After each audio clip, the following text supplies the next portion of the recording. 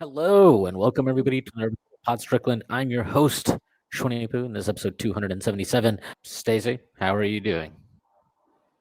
Doing pretty well, man. I just I decided to leave my beard extra scruffy today because I know there's a lot of people who are big fans of your work, but you think your beard is whack as fuck. So figured I'd give you a little boost there. Yeah, I appreciate it. I love hearing about how whack my beard is. It's just something I'm gonna Your have to beard needs to improve. pass the Cam Reddish more. That's how Yeah, you need to do the trick. I need to step up my beard game, I guess, is really the takeaway from all of this. No, this was obviously we're going to talk a lot about it, but what a great week of Knicks basketball, culminating in what was pretty epic victory last night. But before we get started, I do have to make a few announcements. The first being that the Strickland has an Instagram. You can subscribe to it. That is at thestrick.land on Instagram. Please give us a follow on there. The Strickland also has a YouTube channel. You may or may not be watching this podcast on YouTube. If you are, please hit like and then subscribe to the channel. That would be a huge help to us. Furthermore, the Strickland has merchandise, new merchandise that dropped, and there's even more to come. Sweatshirts, t-shirts, shorts, sweatpants, hats, you name it, we got it. Finally, the Strickland has a Patreon, which you can subscribe to. There are a number of different tiers. There's a $6 tier that gets you access to Pod Strickland, this pod that I host every Friday with Prez. You also get access to the Strickland mailbag that comes out every other week, hosted by Andrew Steele, a.k.a. Doug, a.k.a. the Doug Bag. There are finally, you also get access to the Strickland Discord where the conversation never stops. There are further tiers. There's a $9 tier that gets you access to Strickland Roll, my solo pod, where I rant and rave about the Knicks even more. You also get access to wonderful weekly articles by Matthew Miranda, one of the best in the business. There are further tiers. There's a $15 tier, $30 tier, $50 tier, and a $100 tier. Those come with a variety of additional benefits, like listening on pod recordings, merchandise discounts, and even potentially co-hosting a podcast alongside yours truly one day. Whether you choose to subscribe or not, none of this would be possible without you. So without further ado, let's get started. The Knicks capped off what was just an epic week of victories. Really, they capped off the start and the end of the week with victories over Boston. Yesterday, they win in double overtime, 131-129, after winning in Miami on just an insane shot from Julius Randle with about 1 second left in the game. To win that 122-120. So a couple of 2-point victories on the road against, historic rivals for the Knicks. I don't even know where to start, but I got to say, like, I yesterday was fun for many reasons. And one of those reasons, 100%, was that Immanuel Quickley just balled the fuck out. No Jalen Brunson yesterday. You're at Boston. Jalen Brown, Jason Tatum. I know that Robert Williams wasn't out there last night, and Brogdon was out, but the Knicks were out Jalen Brunson. So this was just he absolutely dropped his fucking nuts on national TV for the whole country to see, and he was awesome. He was spectacular at crucial stages of the game, and he wasn't alone. It has to be said. Like, I thought RJ Barrett was awesome last night. That's probably the best game he's played this year. Just in terms of full focus, both ends of the floor, the entire game. I thought he was really, really good. And I thought his play to start the game was huge for the Knicks to just kind of keep pace with the Celtics, who came out pretty hot. And they were crushing the Knicks on the glass to start the game. And obviously Randle had a lot of turnovers yesterday, but I thought he played a pretty solid game. Wasn't a great game for Julius, but that says more about like how great he's been this year. But again, just can't say enough about how good Immanuel Quickley was in the absence of Jalen Brunson last night. And again, like the Knicks, it's been a problem position for the Knicks historically, right? Point guard has not been kind to them. And they have a guy who probably should have made an all-star team in Jalen Brunson at that point. And they have a backup who, I mean, Tibbs calls him a starter, right? Like, even though he comes off the bench, that he showed last night exactly why me, you, and so many people, so many Knicks fans on Twitter and elsewhere have been banging the drum for this kid going back to his rookie season, but especially at the end of last year, and why we wanted him to start. And obviously, Jalen Brunson comes in and that's fine, but like, Immanuel Quickley is a fucking stud in his own right. And I'm happy to see him getting the credit that he deserves on a national stage now, because those guys last night, Ruko, Jefferson, and JJ Redick, they were gushing about him, especially down the stretch of the game. In fairness, Redick has before already. Yeah. So it was more, I think there are guys like Lowe, Redick, Doris Burke has mentioned him. Like, it's to the Richard Jeffersons of the world. I think it's more of an announcement, but he has been getting more attention. There's not much more you can say. I mean, going on the road in Madison, it's wow. I almost made it. See, I was gonna say, I hate when people call it the fucking Garden because it's not the Garden, and then by accident I just did that. He went into Boston Garden or TD Garden, or whatever the fuck they call it. Down the starter, and he's a guy who rises to the occasion. He is a guy whose game rises to the occasion. He's made as the lights get brighter, his game shines brighter. That's been true since he was a rookie. Led a huge comeback against the Clippers. Really showed out when he played against his, one of the guys he looked up to growing up in Lou Williams. He stayed at Kentucky for an extra year, even though he didn't start. I think a big part of that was he wanted to shine again when the lights are the brightest. And you could see how much joy he was playing with. And I don't think, there's guys who sometimes that can be maybe a bad thing, right? If you're kind of a me centers attention kind of thing. I don't know if that's really what it is, though. It just seems like he gets energized, and where other people might be a little bit nervous during the moment. I mean, he was starting. And what did he do to start the fucking game? I mean, if he misses this shot, I don't know if Tibbs has an aneurysm or what. Right off the tip, I mean, it's not a bad play. They were playing him deep, but he pulls up 6 seconds into the game and drains it. And, that set the tone. But, kind of speaking of that, and I mean, just everything, right? Like, he played 55 minutes. He did 38, 8, and 7 efficiently. Playing defense, manning up whoever he had to be guarding on sometimes on the same possession, helping out Tatum, defending Marcus Smart, who's much bigger, defending Derek White, defending all of these guys. Just coming, like, he had, what was it, 4 steals and 2 blocks? Yeah. That was in regulation. And that block on Jaylen Brown was ridiculous. That was a great, phenomenal steal on. You know that steal on Derek White, right after the inbounds. You know, I really hope saw that. I hope Pablo Prigioni somewhere got to see that. That was very much a Prigioni-esque play. But I'm going to ask you. So it's you see it all, right? I think that his rookie year, we had said, wow, he's an intelligent player. He really juices your offense because of his ability to play on the ball and off the ball. Can he get downhill? Can he get into the paint? Can he create a little bit more for others? Last year, he flashed that. But then you saw that he wasn't as aggressive shooting the ball. And even post All-Star break, it should be said that he was shooting the ball more efficiently, but you didn't see the gunner IQ, the aggressive IQ that's like, you go under, period, and I'm under, and within 30 feet, it's going up. You better not fucking go under ever. That guy was not, even his nice stretch last year at the end of post All-Star, he was playing a little bit more methodical. Now you're just seeing all of it come together. All of the improvements in his game, the defense, the passing. I think you posted that passing shit. That passing shit. I promise you, it comes real easy to a real hooper. Like, it's all coming together. So you have all of the learnings, the veteran stuff that he's picked up in a still he's only 23. You have the defense, the passing, all of that stuff, and now you get like the fuck it type of stuff that drew him those comparisons to Jamal Crawford and Lou Williams. And man, is it fun to watch. And on top of that, he can do that for 55 minutes and still have the energy to dance and be hopping around. I hope they iced him down and got him to take a rest day today. The only other thing I want to ask, he didn't even look his post-game interview, he didn't even look tired. Yeah, dude, I don't know. I hope he doesn't get a random drug test today. It might be warranted. The only thing I want to ask you, staying on Quickly, we could probably talk this entire episode on Quickly. I know you and me certainly could.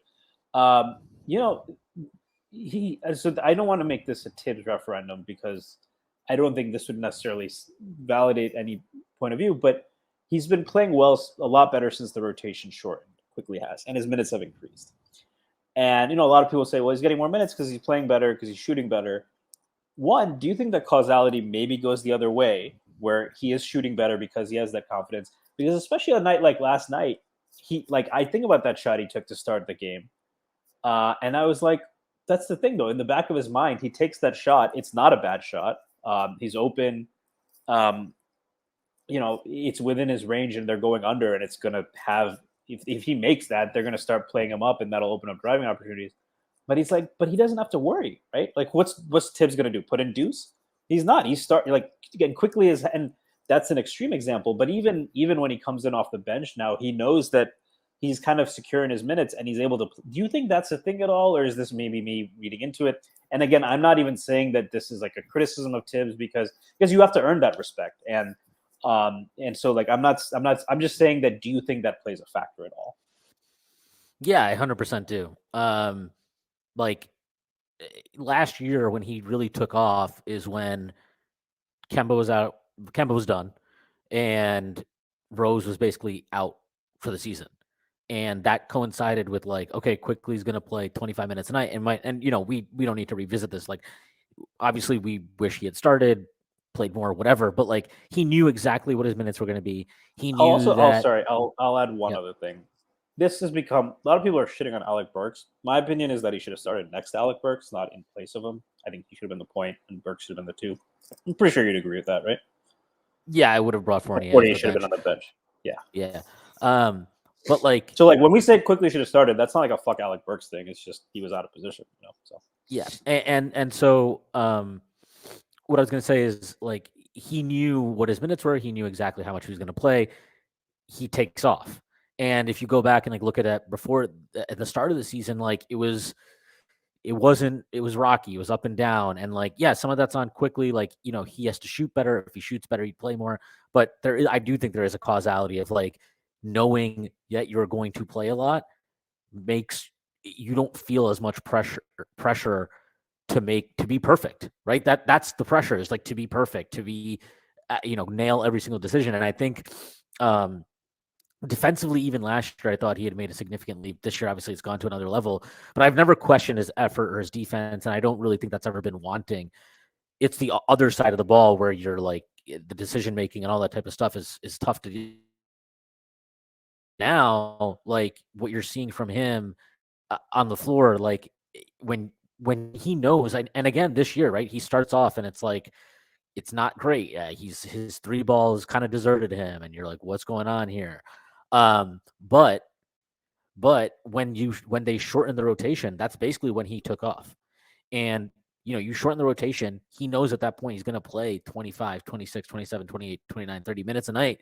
That changes, that makes that relieves some pressure on you. You don't feel like you have to go out and prove yourself every single game to justify your minutes, and you don't have to be perfect. And I do think that's tied.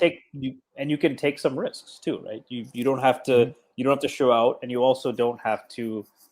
You can take a 30-foot pull-up once in a while, right? You're not going to get killed for that.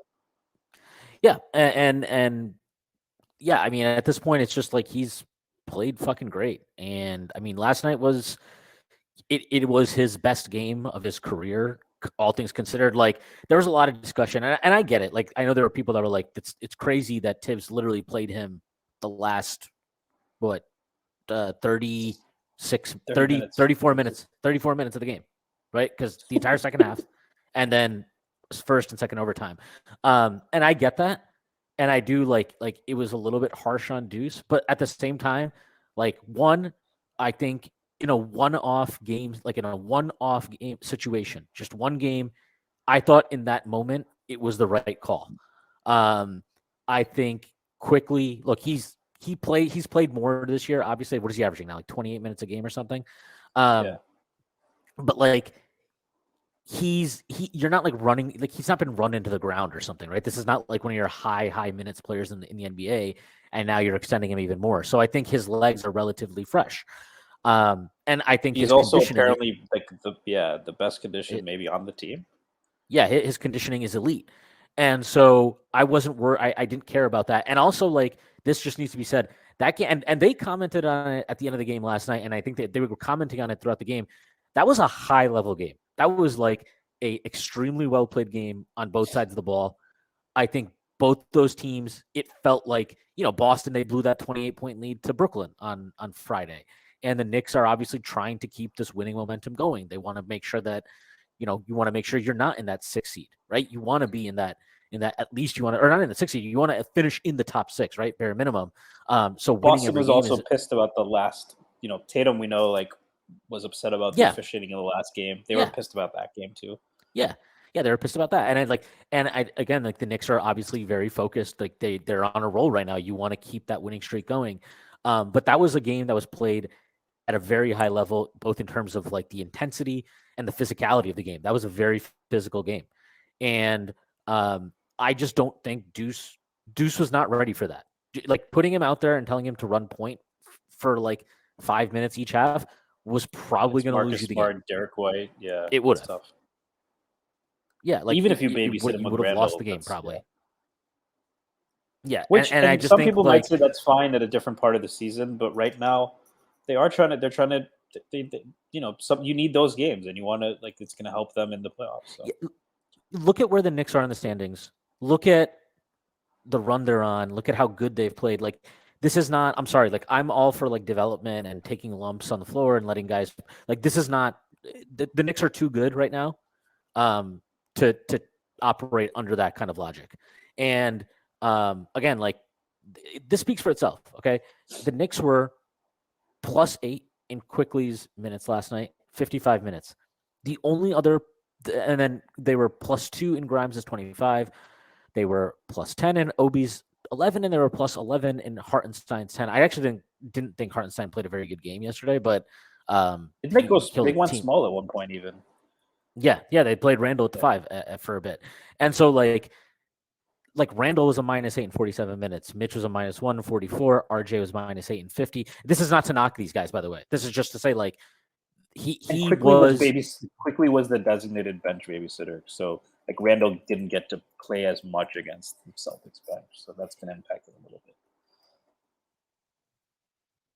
Yeah, and it's just either way. Like the point is just like Quickley was the driving force for us last night.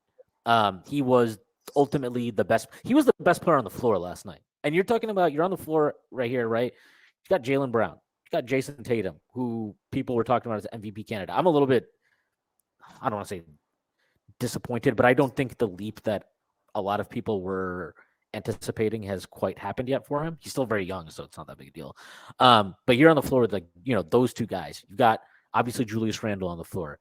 You've got Marcus Smart, who was Defensive Player of the Year. Yeah, Mitch. You got Marcus Smart, who was Defensive Player of the Year last year, which I don't think he deserved, but he's obviously a very good defender.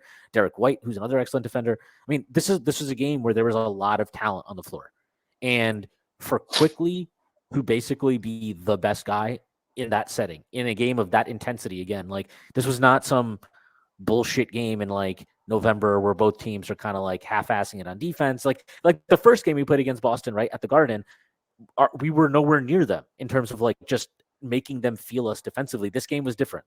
This was like, and he's on their scouting report, so this isn't insanity either. By the way, everybody knows who this guy is, and they still can't stop him, really. Yeah. And I just think like it just speaks, and he was just in command down the stretch of the game. Like he knew what switch he wanted to get. He knew how he wanted to attack it. He had Grant Williams in fucking hell. Like Grant Williams probably gonna have nightmares with this guy. But it was a spectacular performance, and it's probably the Knicks have been blessed this year to have a number of spectacular performances. This is as good as any of them. This really, it really is as good as any of them. It's as good as Randle in Miami. It's as good as any of the countless Brunson games or any of the countless Randle games or RJ's 44-point game. I mean, we lost that game to Chicago, but that was a magnificent RJ performance. Like, it is as good as any of those games. He was incredible last night. And And just the Again, fucking like stones, man. Like I keep going back to that pull up right at the beginning. Like just the takes all game. Like this, like I'm doing some fucking stones on him, man. Like I'm sorry, sometimes it's just like what? How many other 23-year-old guys have that kind of like yeah, like I mean, the guys who have that kind of like mental killer instinct that I think of right now at that age are guys like Ant, or like like the guys who are just like different. You know what I mean? Maybe I'm overstating it, but like I just to see him just come in and pop that three, to see like the way he was just like he just elevated to that moment, like, and he seemed to know that like this is my time, and like a lot of people will feel like it's my time, and then they'll go full Michael Beasley. Like he actually balled out doing it.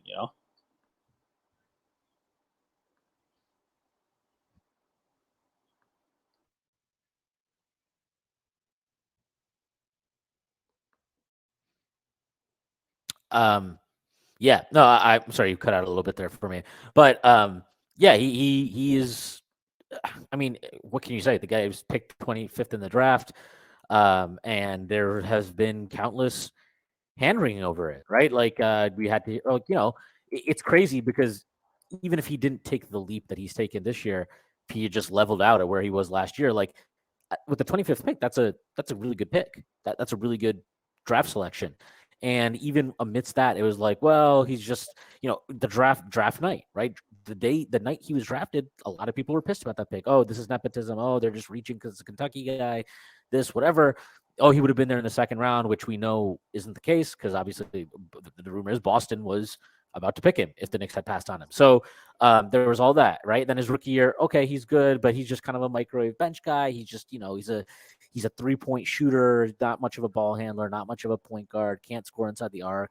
Then last year, it's he's not consistent enough, and he's not a true point guard, and his defense is okay. It's actually not that good. He benefits from playing against bench guys all the time. Let Let him him be be a a really fourth good guard. fourth guard. Yeah. Yeah, and then this year it's like there are people falling over themselves to justify.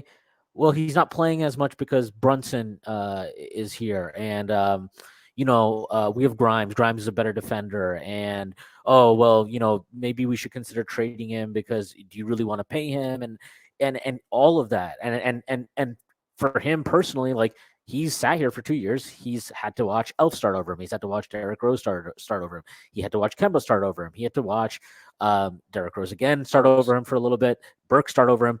Like guys that he was outperforming.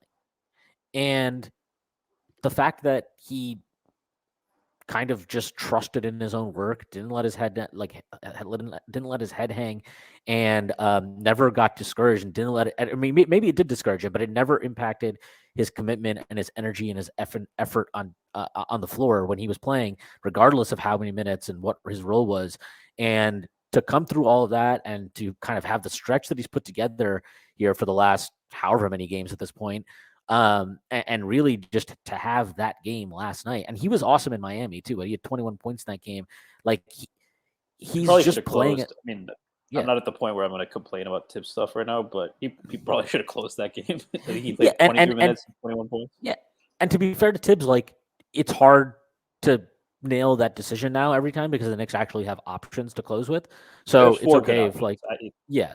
Yeah. So like again, just to come through all of that and to be where he's at now and like, kind of be at a stage where it's like, I think there's almost like universal, I don't want to say adulation, but I mean, yeah, fucking adulation for the guy among the fan base.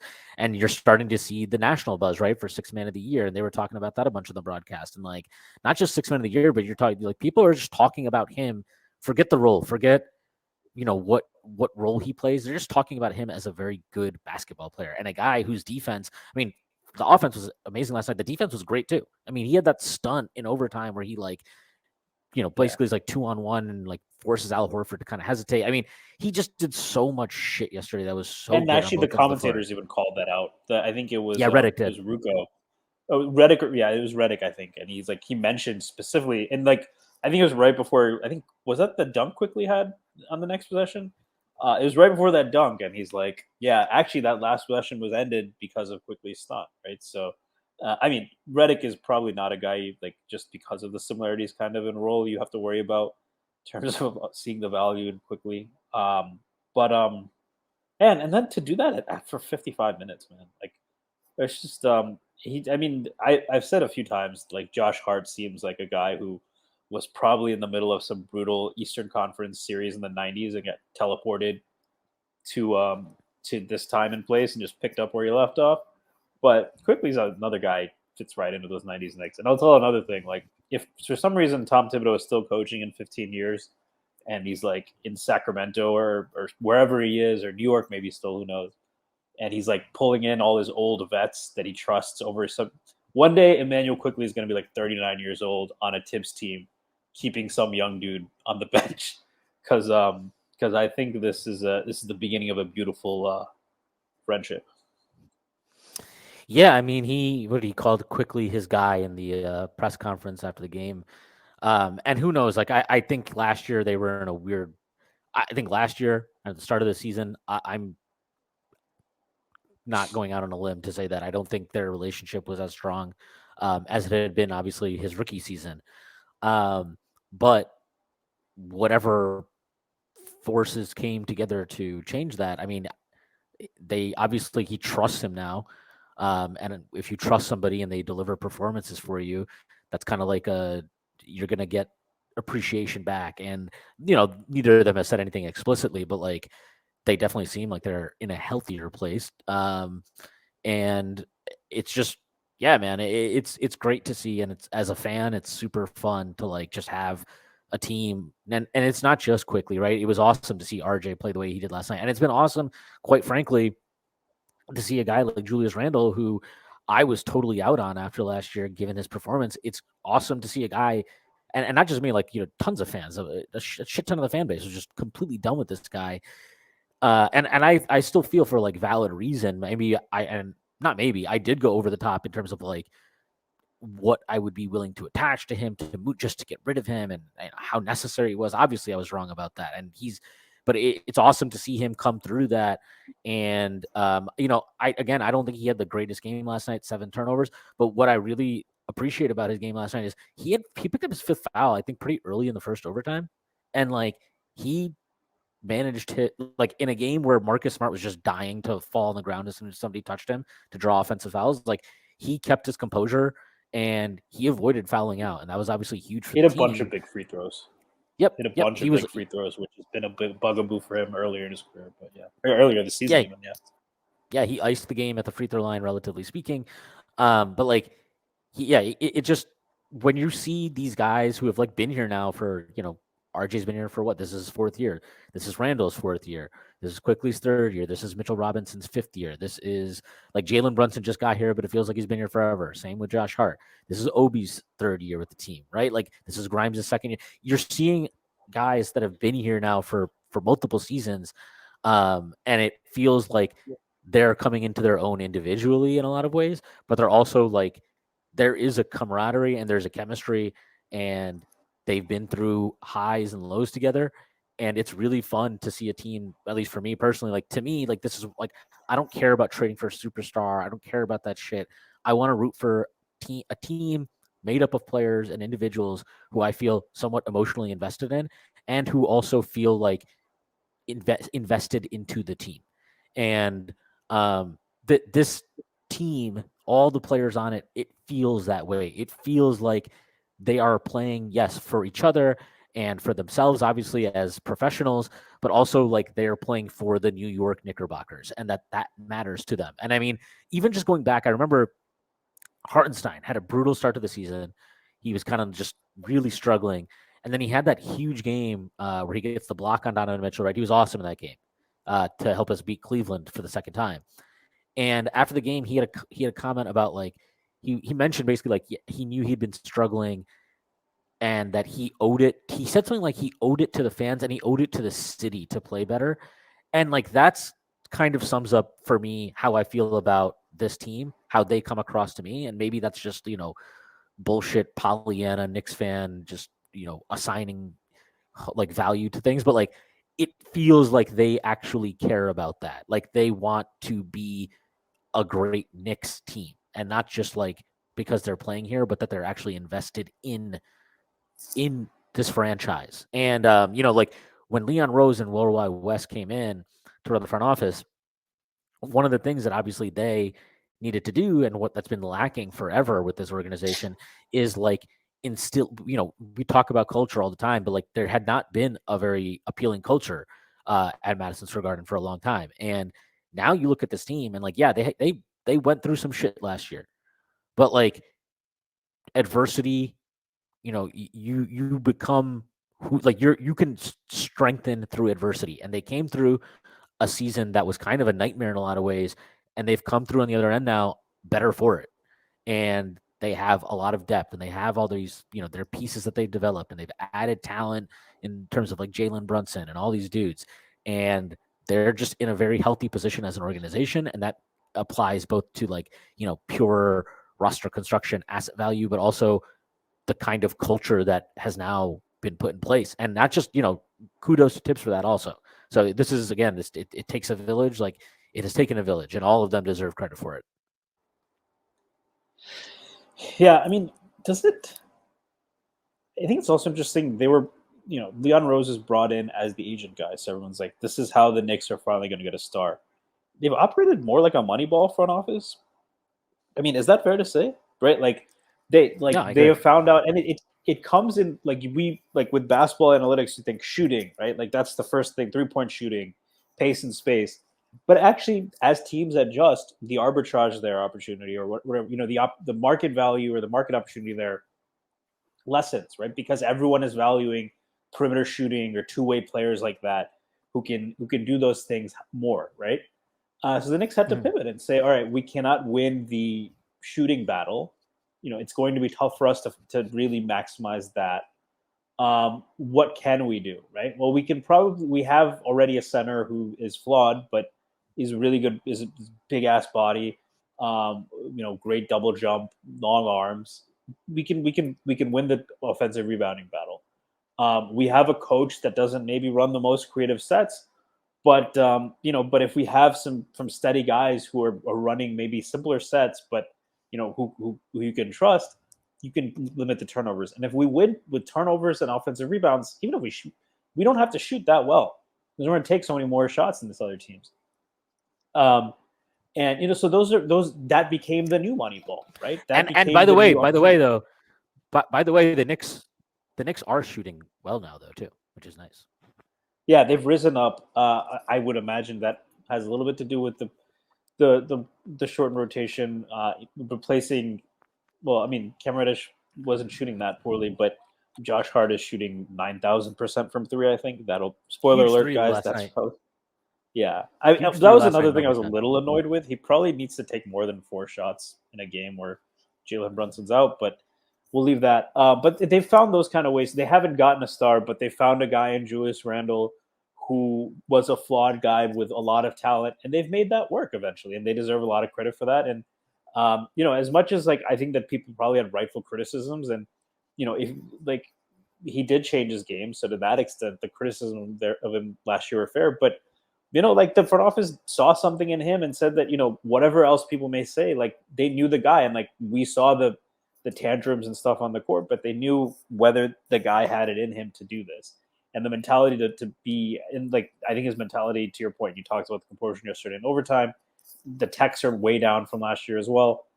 Brunson was another guy. And then Prez has talked about they found a lot of guys who have there are opportunities in their shot diet, right? So Hart is the best example of that recently, where they got him to take a lot more catch and shoot threes. They've gotten him more in transition. They've kind of exploited opportunities he had in his shot diet. Jalen Brunson, there was the hint that he's probably not going to be as valued as high because they didn't take a ton of pull-up threes, but that's part of his game. So they have found ways to either win on the margins with a Josh Hart or even a Hartenstein type move. I think that counts now, by the way. They got him for $8 million. He's significantly outperforming that, in my opinion, Hartenstein. Mm-hmm.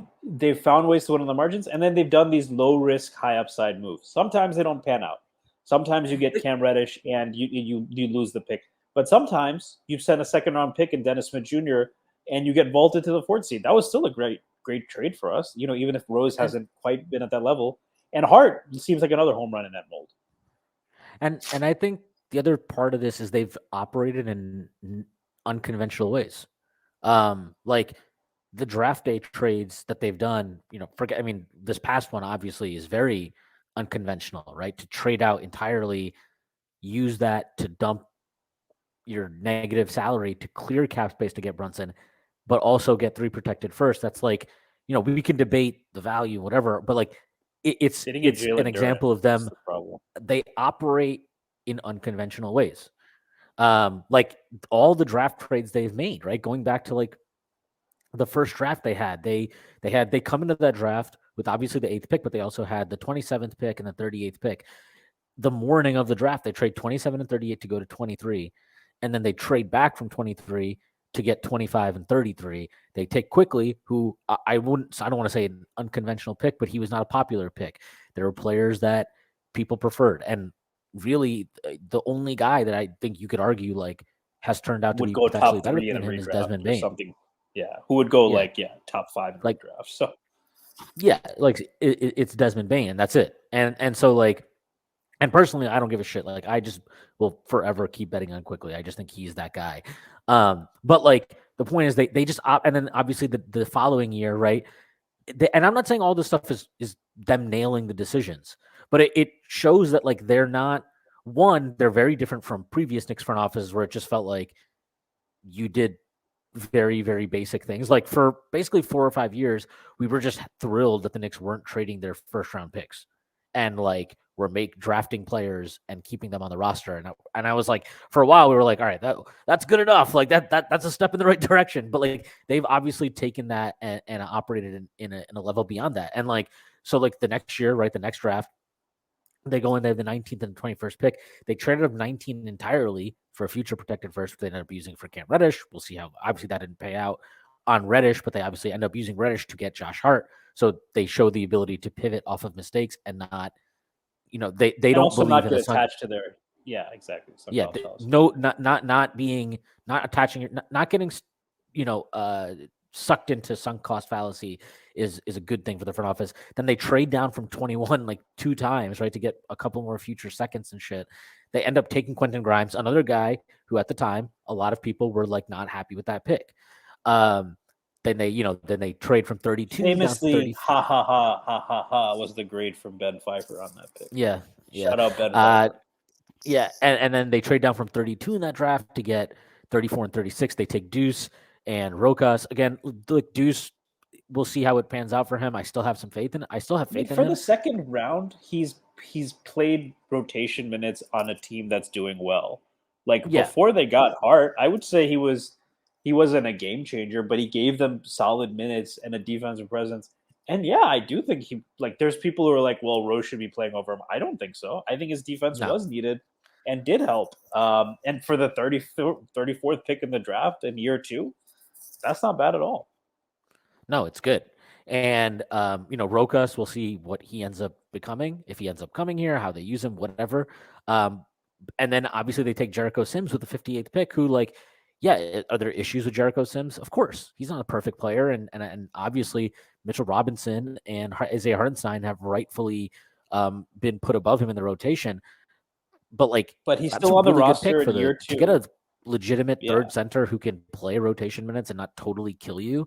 That's a home run. I mean, being on the roster at pick 58 after like a year is that's beating expectation, Yeah, and again, like they've consistently operated in ways that are just unconventional, right? Like clearing the space for Brunson and choosing not to bottom out, not trading Julius Randle. Like these are do I think that they intended to make the playoffs their first season? No, not at all. But when they had a pretty decent start, they were like, fuck it. Like, let's make this Rose trade and see what happens. And they didn't pull the plug. They let that team play it out. And they got the 4th seed. Obviously, they lose to Atlanta. They tried to build on it the following year, and it wasn't perfect. They did fuck up some things. But they showed their willingness to move off of mistakes and adjust. And they have. And they got Jalen Brunson, and they got Isaiah Hartenstein. And that shored up basically the 2 biggest weak spots in the rotation from last year. And then now, you bring in Hart to take over for the Deuce minutes, and you're just seeing like their ability and kind of like their vision in terms of just patiently, methodically, piece by piece, upgrading the roster to the point now where I think like ultimately we'll see where this season ends, first round, second round, whatever. But at some point, like, yeah, they actually are in a position now to trade for a star. And they'd They've be been doing patiently that. waiting for a track to explode on. That's Yes, for a star to explode on. But like they've positioned themselves to be a player in that market, and they've positioned themselves to do it from a better position of strength than they were in last offseason. Where, like, can you imagine if we traded Quickly and he had that game that he had last night on like fucking Utah or something? I would be so pissed. I would be Bondi furious. would be nutting all over his apartment. Yeah, it's like that, and that's not a knock on Donovan Mitchell. He's who's obviously been fucking great this year, but like we would have looked at that trade and been like, well, we gave up all of this shit for Donovan Mitchell. Is that team a contender? I don't think they are. If they had made that trade, and so like, forget revisiting that, but like they are just they Well, have you put notice themselves in a position. nobody's talking about we should have included Quickly there. Not even Stephen A. There is a Yeah, player that keeps getting mentioned, but we can talk about that later. But that's a little bit like if we had traded RJ for Donovan Mitchell and kept the guys like Quickly and somehow could have still made the hard trade. I'm not gonna whine about it like ESPN host, but I do think that would have been a really fucking good team. it would have been, but this team is also really good, and I think they're more. Better position. Yeah, they just have more knowledge of the guys in the roster, which was kind of the frustrating bit of last season. And with those But picks, yeah, they I could mean, I probably get again, like I an just even think better the star front office has that fit.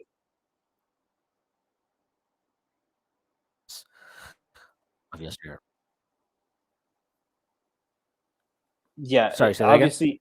Yeah, I was gonna say with those picks now, even if they had only had to give up RJ, with those picks they can get a star that maybe fits a little bit better next to Brunson and Randle, like say one down I-95, who I think you're less of a fan of than me, but I would prefer to trade for him than Mitchell. So we'll see how it goes. But yeah, go ahead. Who is this?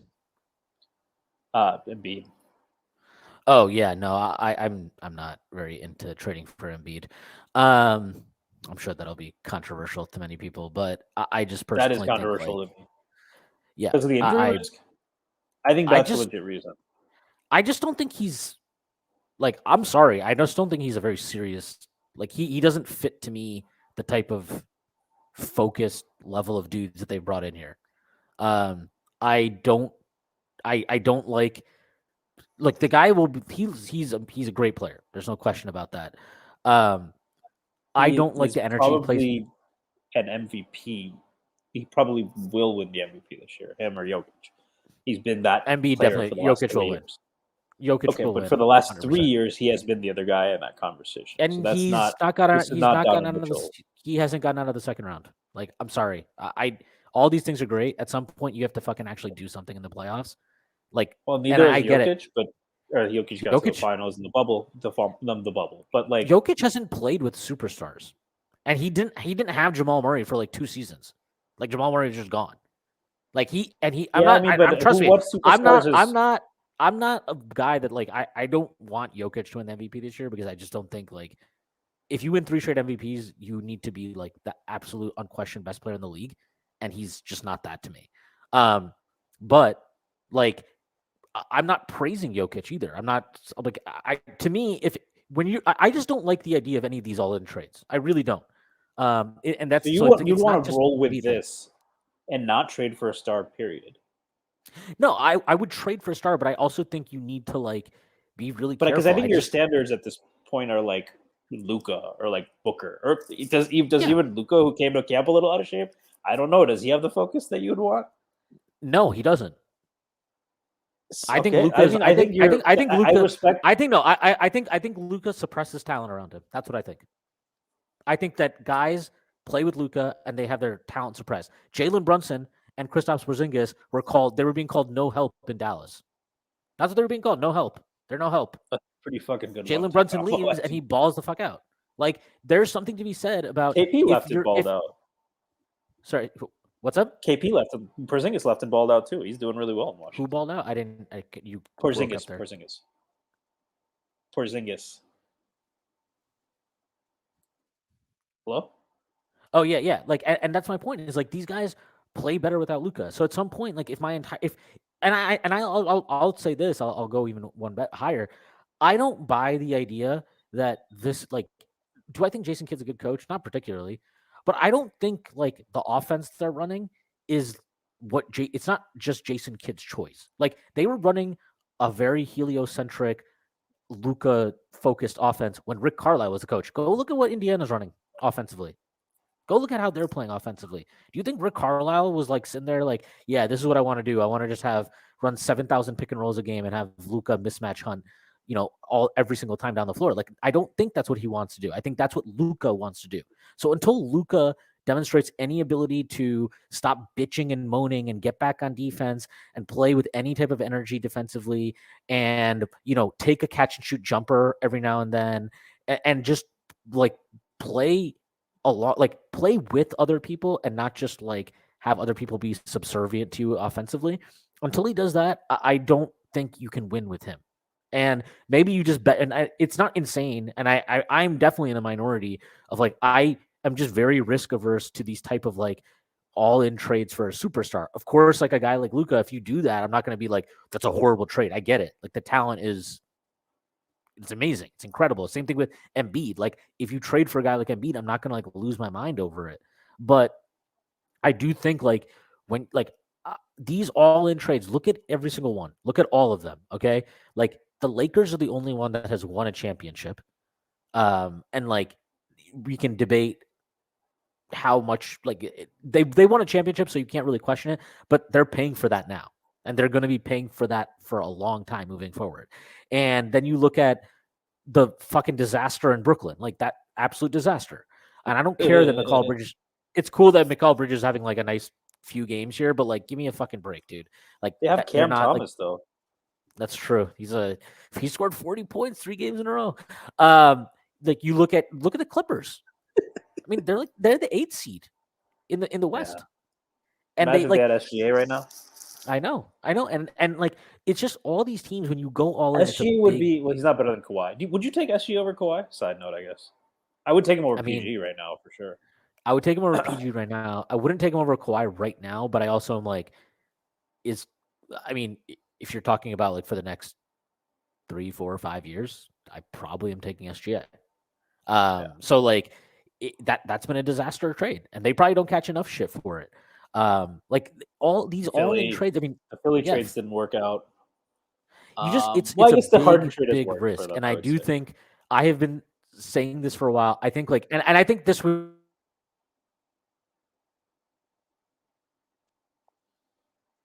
I think there's something to be said of like, and I do think this is where the league is kind of. This is my theory. I could be totally wrong on this, but having just looked at the NBA over the last few years, and I think this would get more credence if the finals runners-up had won the finals in those seasons.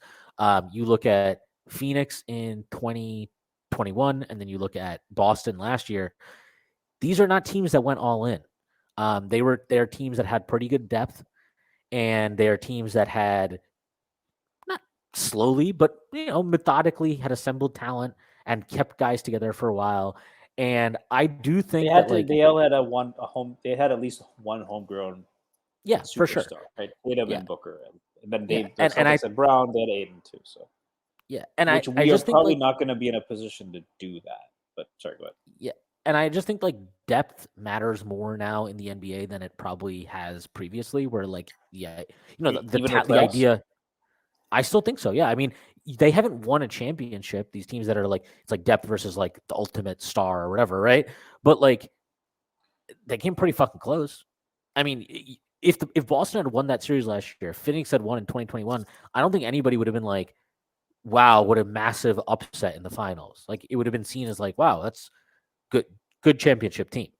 And I think that like the depth still does matter. And if anything, the reason I do feel this way is like, I think coaching in the NBA now is at like an all-time high level in terms of like coaches. They have so much access to data and information that I think they can tilt the margins in ways that probably were not available for coaches in the past. It was harder to really see those things, I think. And because of that, I do think depth matters. Like, do you still need a top 10, 15 type player? Yeah, I think you do. But I'm less convinced. I guess the best way to put it is I'm less convinced that you need an MVP level player now than you like.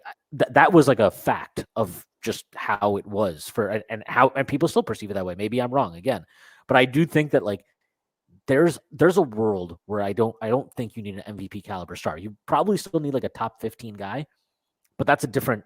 There's different levels there. Like Booker would have been the best player on a championship team 2 years ago, right? And like he's probably like a top 15ish type guy, which is not a knock on him. That's how good the NBA is. And Tatum, I know we've disagreed on this. Like I thought he was closer. Like I thought he was like around 10 last year, which is again really fucking good. But he wasn't an MVP level guy last year, and I still don't think he is. But I think you can win a championship with Tatum as the best player on your team.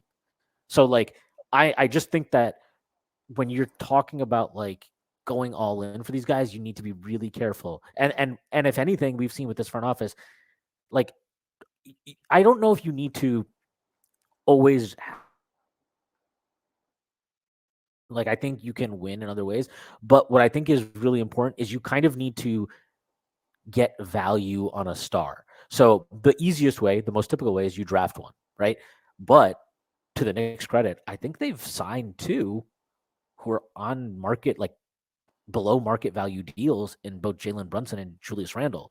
So they're in a where very would you rank them interesting. at this point? Top 25? I mean, if we're just talking about this season in isolation, Yeah. I think Julius has been like a top 10 guy. Yeah, that's true. And I think And Brunson is not. Well, I mean, I'd still put Brunson over Randall. That's kind of the thing. So I think Randall's better than Brunson, but I also think Brunson is like his end of game ability is special, and that if you want to put him over Randall because of the importance of that, I think that's reasonable. I think And it's more totally than fine. that. Like, all right. So we were talking about the game yesterday, and like Randall wasn't his best, and I think at least part of it is, they trust Quickly. Obviously, it's a good thing, but there was a lot more Julius centric offense. I think in the late game, I saw a lot of anytime Quickly wasn't running offense, you saw on Twitter people were getting mad. I think that at least part of that was probably the fact that the guy had played about 13,000 minutes, and they were trying not to just put everything on him every possession. But he did have 7 turnovers, and it was the kind of turnovers that we often see from Randall when he is asked to be the guy. And I think it's worth noting, and I think that context is important. That like this great season, he has established himself as an elite play finisher who can also complement that play finishing with connective passing and quick decisions, and more than connective passing, even like some basic reads when people overreact to him. He's able to leverage his scoring into playmaking. But in terms of just creation from like the middle of the floor out of pick and roll, or even really like an ISO from like that starts closer to the 3 point line, like unless he's pulling up from three, it's not as great. Unless he's pulling up from three or getting to the rim, like when it's just no motion, there's nothing to set it up, and the defender's just in his grill, or he has to deal with a double. It's like not great right now, or like it's gotten better. I will say, like I'm not trying to discount that, but you can see why that's not really.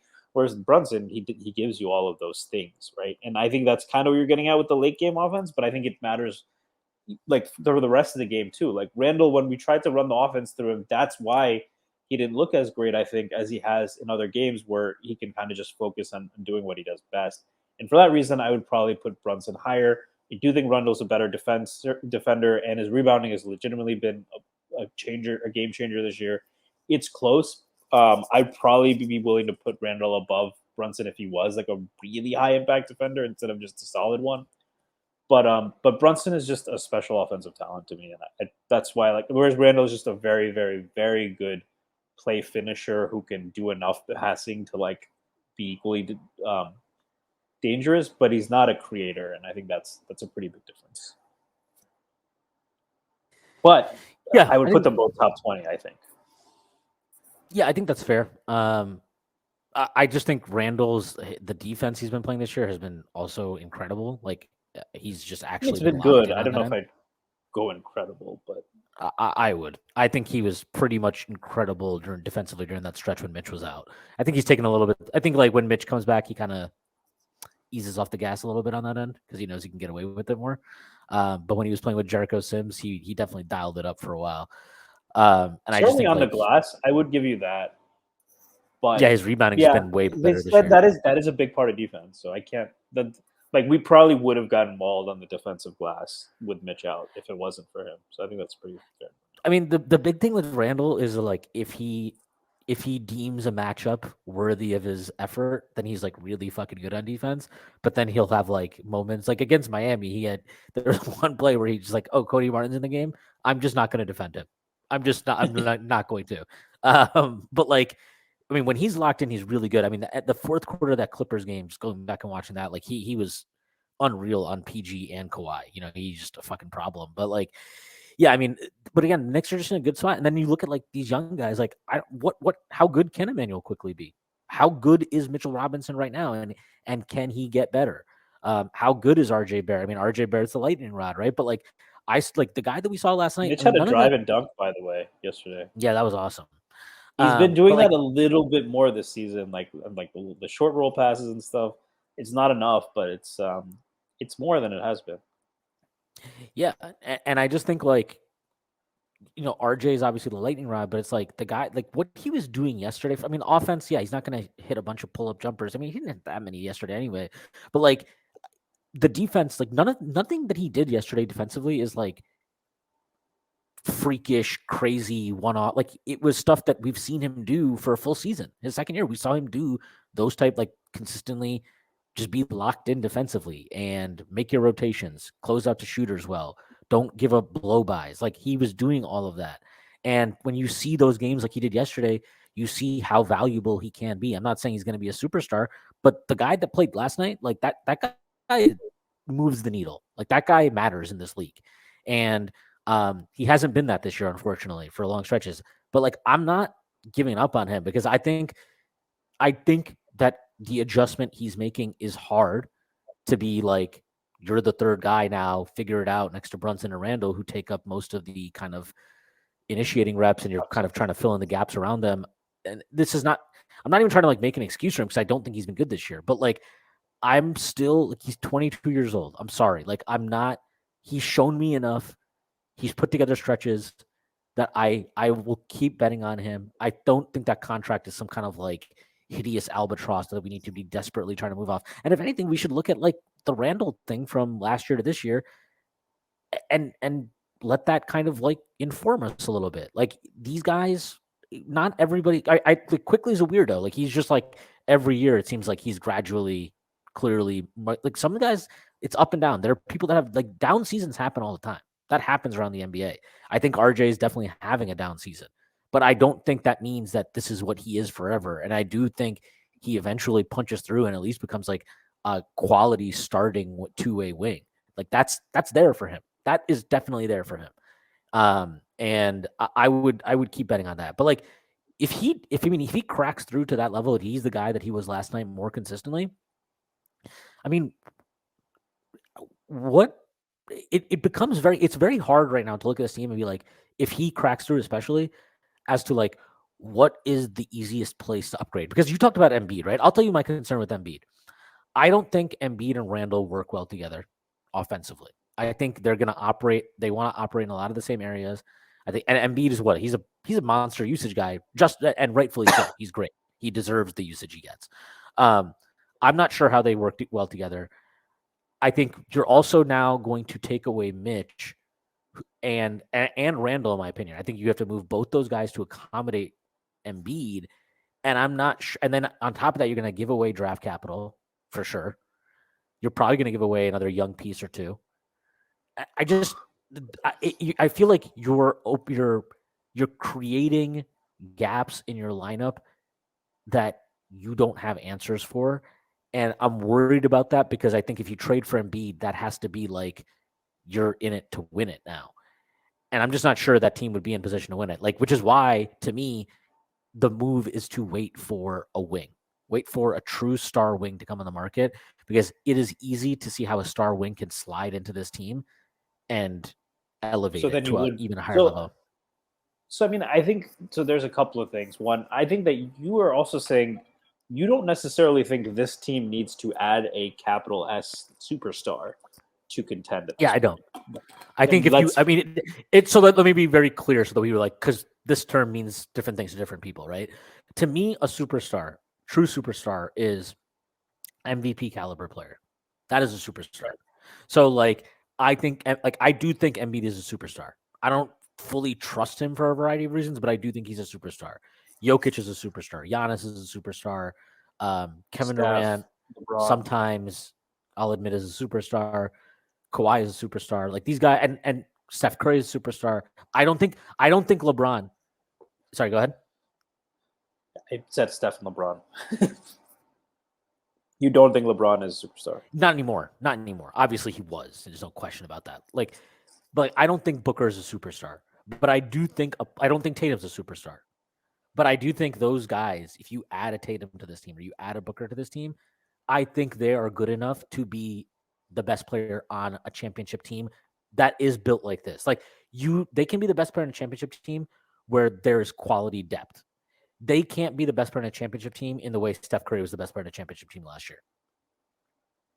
Well, let me throw this to you though. If you are willing to say that they do not need, an Embiid type or top seven, let's say seven, I think that's usually for a long time. I think there's been 7 to 8 guys I think who fall in that tier. Um, like that's just generally the names change, but I think it's usually seven. Um, why do we need a Booker at the? I mean, do we need even a Booker? Because here's the thing: Josh Hart is by no definition a star, but it has had a star level impact on this team. Is there someone, if you get the right guy, a wing in particular? I'm for those who might be thinking this is where I'm going. I'm not talking about OG Anunoby, but a player in that 20 to 50 range or 20 to 40 range who fits just as well as Josh Hart has. And I'm not saying Josh Hart is necessarily in that range, or maybe he is, but that kind of if you get another pickup like that, and you still have Mitch, and you still have maybe Barrett takes doesn't become a star, but like becomes a more consistent and efficient version of this player. You still have Quickley, you still have Grimes, and now you add that other pretty good player. I'm trying to think of like a Bane level player, maybe. I don't think Desmond. Like if Desmond Bane came here, I don't think he'd be So the best player on the team. whose spot is Bane taking? In this case, I guess he would take that. Maybe but I'm talking about that level of player, right? So Right, I get it. But this it is would be where Grimes or it was Grimes or RJ. That's where. yeah. So this is where it's tricky because the way I'll put it is like ultimately, and maybe this is maybe quickly is going to turn into this type of guy right in front of our eyes. But like I think the team ultimately still needs like a third creator they can trust, which is why I'm fine with like enduring through the trials and tribulations of one RJ Barrett this season. But like And you I don't think do, Quickly's there yet? I mean, if you had to I, bet on one of them becoming that guy, who would you bet on at this point? I mean, I've been saying quickly, but like you need multiple bets. You can't put. I don't think either of them is so surefire that you're like, this is it, and fuck this other guy. Like I think, and I don't. Why would you want to do that? I think if both of Yeah, them pop, great. That's fucking awesome. Like I think that's on the table. But like I do think they need a third guy, which is why like if you can get a Booker level dude, I think it's worth it. But I'm not so sure I like agree when with you look that at this though. I'm not rotation, so I sure I mean, agree they need a third creator guy because aren't the teams that you mentioned they don't really have like Boston didn't have three creators like Milwaukee does. Phoenix did it last year. Now they do, obviously. But look, Chris Paul's washed. I'm not so sure I agree but with you I that they think I need think I a think third that creator guy. margin, I think that margin is what cost Phoenix and Boston though, not That's fair. having that Yeah. third creator. Like that is that, and they were, but like, they were that close, but they needed that third guy, especially like Phoenix. You could see it right because Paul. I mean, at that stage, he was still good. He still is good, I guess. Like he's obviously not what he was even then, but then he was still good. But you could tell like he couldn't up his usage to like 35 in a game, right? He just doesn't have that capacity anymore. And Like Boston, obviously last year, yeah, Jaylen Brown, he had a great finals, by the way. Jason Tatum struggled, but when Jason Tatum struggled, there's nobody else that you can go to create offense, which is why I do think they went out and got Brogdon. We'll see how that works out. He's not the sixth man of the year. Immanuel Quickley is.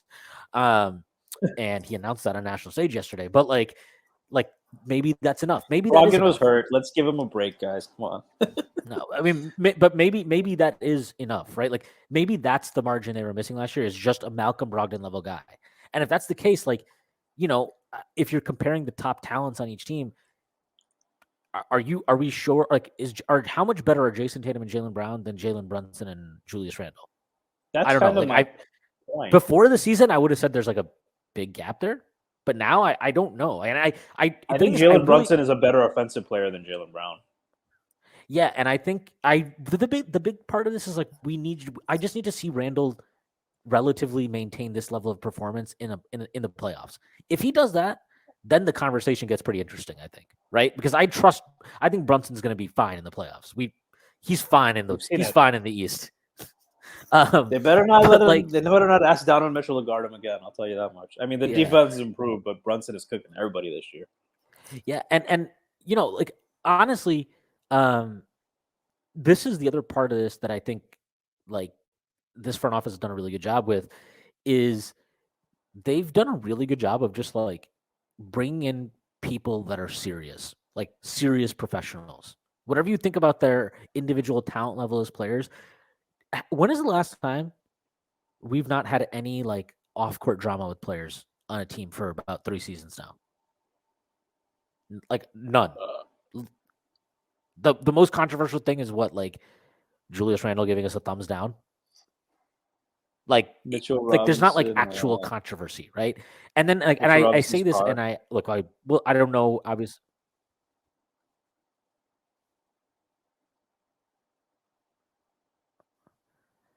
Yeah, I mean, maybe, but like the Ja Morant thing, obviously, like I can't even imagine how that would be in New York, and I can't imagine what like it would have been like if all of the KD, Kyrie, Harden shit happened in Manhattan instead of Brooklyn. Like I think they actively look for guys who are like, what do you like doing? I like going to the practice facility and then I like posting stuff on Instagram and TikTok. Like, I don't think that they don't want guys that are like out there fucking being super brash and like, not to say that they don't want guys that don't have interests outside of basketball, right? Obviously that's not true, but like, I do think they look for they are looking for very specific types of dudes. And that's why the Hart acquisition was so like, as soon as you heard it, you were like, yeah, I was like, I have zero concern of like how he's going to fit in. Like absolutely none at all. And that's exactly how it's worked out. Right. And like you talked about it. Yeah. Does he need to shoot more? Are there actual basketball things that you would like to see him kind of alter? For sure. But in terms of like his mentality, his mindset, his seriousness, his competitiveness, like it was never a concern. And even Tibbs mentioned this the other day where he mentioned like one of the things he likes about this team is like he never has to get them fired up to play. Like he never has to like, go in there and motivate them. Like they are self-motivated people. And I think that's a really important, like that's a very undervalued characteristic, I think, when in any field, obviously, but like, especially when you're assembling a fucking professional basketball team, or any type of professional sports team, is guys that are self-motivated and don't need like, is it about the contract? Like, yeah, all these guys want contracts, right? But like, you need to be willing to put in the work without, and not just because you want the reward, right? The work needs to be you need to value the work in and of itself. Like you need to love the game. And I think all these guys love putting in the work. The guys that they brought in anyway, like, and it's kind of like rubbed off. Like I wouldn't say Mitch loved doing the work. I wouldn't say that he was like that, but I do think he's like become more about that, being around the guys that they have brought in consistently. Even like the vets that didn't work out here, right? Like, or that not even that they didn't work out, but that are gone. Like I think Bullock was serious. Like I think Burks was super serious. Burks's transformation as a player is honestly pretty fucking incredible. Go watch some young Alec Burks highlights. This dude was like catching bodies at the rim. And he's turning himself into a 3-point gunner. Like Fournier, Breen talks about this all the time with like Fournier and Rose, where even though they're not in the rotation, they're like consistently in the gym, and they're like some of the first guys in there are getting their shots up. Like that And that especially is the Fournier, type like of he's dudes the they first look guy for. And so to bring it back, celebrating on the bench. Like Fournier has like embraced the Theo yeah, Vincent role for all 10 center, which is pretty yeah, admirable. I'd embrace Theo Pinson role to get 17.5 million a year too. But like, but like that's kind of what I mean. And I think to bring it back to like the star conversation, that's why I get a little worried about some of these guys. Like I'm not saying Embiid is not like, if you're at that level, like we've talked about this, like every NBA player works harder than any of us do. Like that's just fact. But like I'm not always sold with Embiid where it's like he has these games where he's like moody and he's just kind of like he stretches where he's just kind of like being annoying and whatever. Like But if you had to play your whole career with Ben Simmons and James Harden in an organization that's had a lot of instability, it's not it hasn't been the greatest environment. No, maybe a guy like Tibbs would be good for him. Maybe playing next to serious guys, because I think that has also been a complaint he has had about guys like Ben Simmons. I don't. Well, he wanted Butler there, right? That's why he loved Butler. He wanted Butler, and I think Butler liked him too, and that's why everyone thinks that in reality, like where he will go down I-95, but not. Well, he'll go down I-95, not up, and end up in Miami. But I don't know how they make that happen. But the point, Tyler Hero and 2 first-round picks. Yeah, the poo-poo platter and Duncan Robinson's contract. God. But I can't remember the last time when we faced Miami, I expected to win. I thought it would have been a horrible upset if they beat us. And I just look at them in legitimately the rearview mirror. I do not consider Miami on our level right now in terms of how they're set up going forward, in terms of their top end talent. Like if you told me before this year, if you asked me, are Bam and Jimmy better than Randle and Brunson, I would have said yes. Now I'm not. I don't think. I will. I'll give you this. Randle's better than Bam this year, and I think Jalen Brunson has been better than Jimmy Butler. I mean, Jimmy Butler isn't Jimmy Butler to me anymore. So Jimmy's weird. I just never. It never computes for me in the regular season, and then he'll get to the playoffs, and you're just like, oh, okay, you're Jimmy Butler again. Got it. Cool. Yeah, well, we'll see if that happens again. But even he'd have to do a lot to do what Brunson's doing. But that I do think like Embiid has been I don't think Embiid is like a Cat level issue where it's just like there's just something missing there. Yeah. And Cat seems like a really good dude for that, but I'm not trying to criticize him. But to be that guy that's like to have the personality that matches the talent that those guys have, I think Embiid is a lot closer to that than Cat is. Yeah, for sure. And Embiid, like, it's not even to say Embiid's not. I don't know, man. I don't even know how to phrase it, but it's like he's at that weird point for me where I'm just like, I just don't fully trust him. Like that's it. Like there's not much else to say. I think the big thing is it's a 7-footer who's huge, massive, whatever, with an injury history. Like he does. I think the injury history with him is. I think the injury history with him is a little bit overblown at this point, though. To be honest, like what's his last series? He gets these weird injuries right in the playoffs, but like none of them are like soft tissue or ACL or ligaments, right? Like it's weird stuff, and I think he's been pretty durable actually, considering how his career started. I think he's been pretty durable for the last 4 or 5 years. It's not so much that. I mean, he is gigantic though. So you're right. Like moving into your 30s, how does that play out? But like, if you're just assessing him, and let's be real, the Knicks probably have pretty decent intel on him, given that he is CAA, and Leon Rose was his agent. I'm sure they have pretty decent intel on him and his medical stuff. But like, it's a weird one for me with him. But like, I don't know, something about Booker here just makes sense to me. Like, even if your key players are Brunson and Randle, you're gonna have to gut the roster for that. You probably are. Have to gut the roster for that. Yeah, and then again, that's the tricky part. Was like, is that worth it? And I don't know. I guess like if I'm gonna gut the roster, I'd rather have Embiid than Booker. Like that's what I'm. Yes. Yeah, and I don't think the difference in price would be that much. I think the price would be virtually the same, to be honest. So I guess where I come down on this is like, this is kind of why I don't think the Knicks should be in any rush to trade for a star right now, because you can kind of have your cake and eat it too. Like they're a very good basketball team without having done that. And I think you can still work on the margins here. Like I love Obi. Obi is not a part of this team's future. He's just not. And like I think they can probably get somebody in that He could be position. a part of another team's future. He just Yeah, plays the same. 100%. I would say. 100%.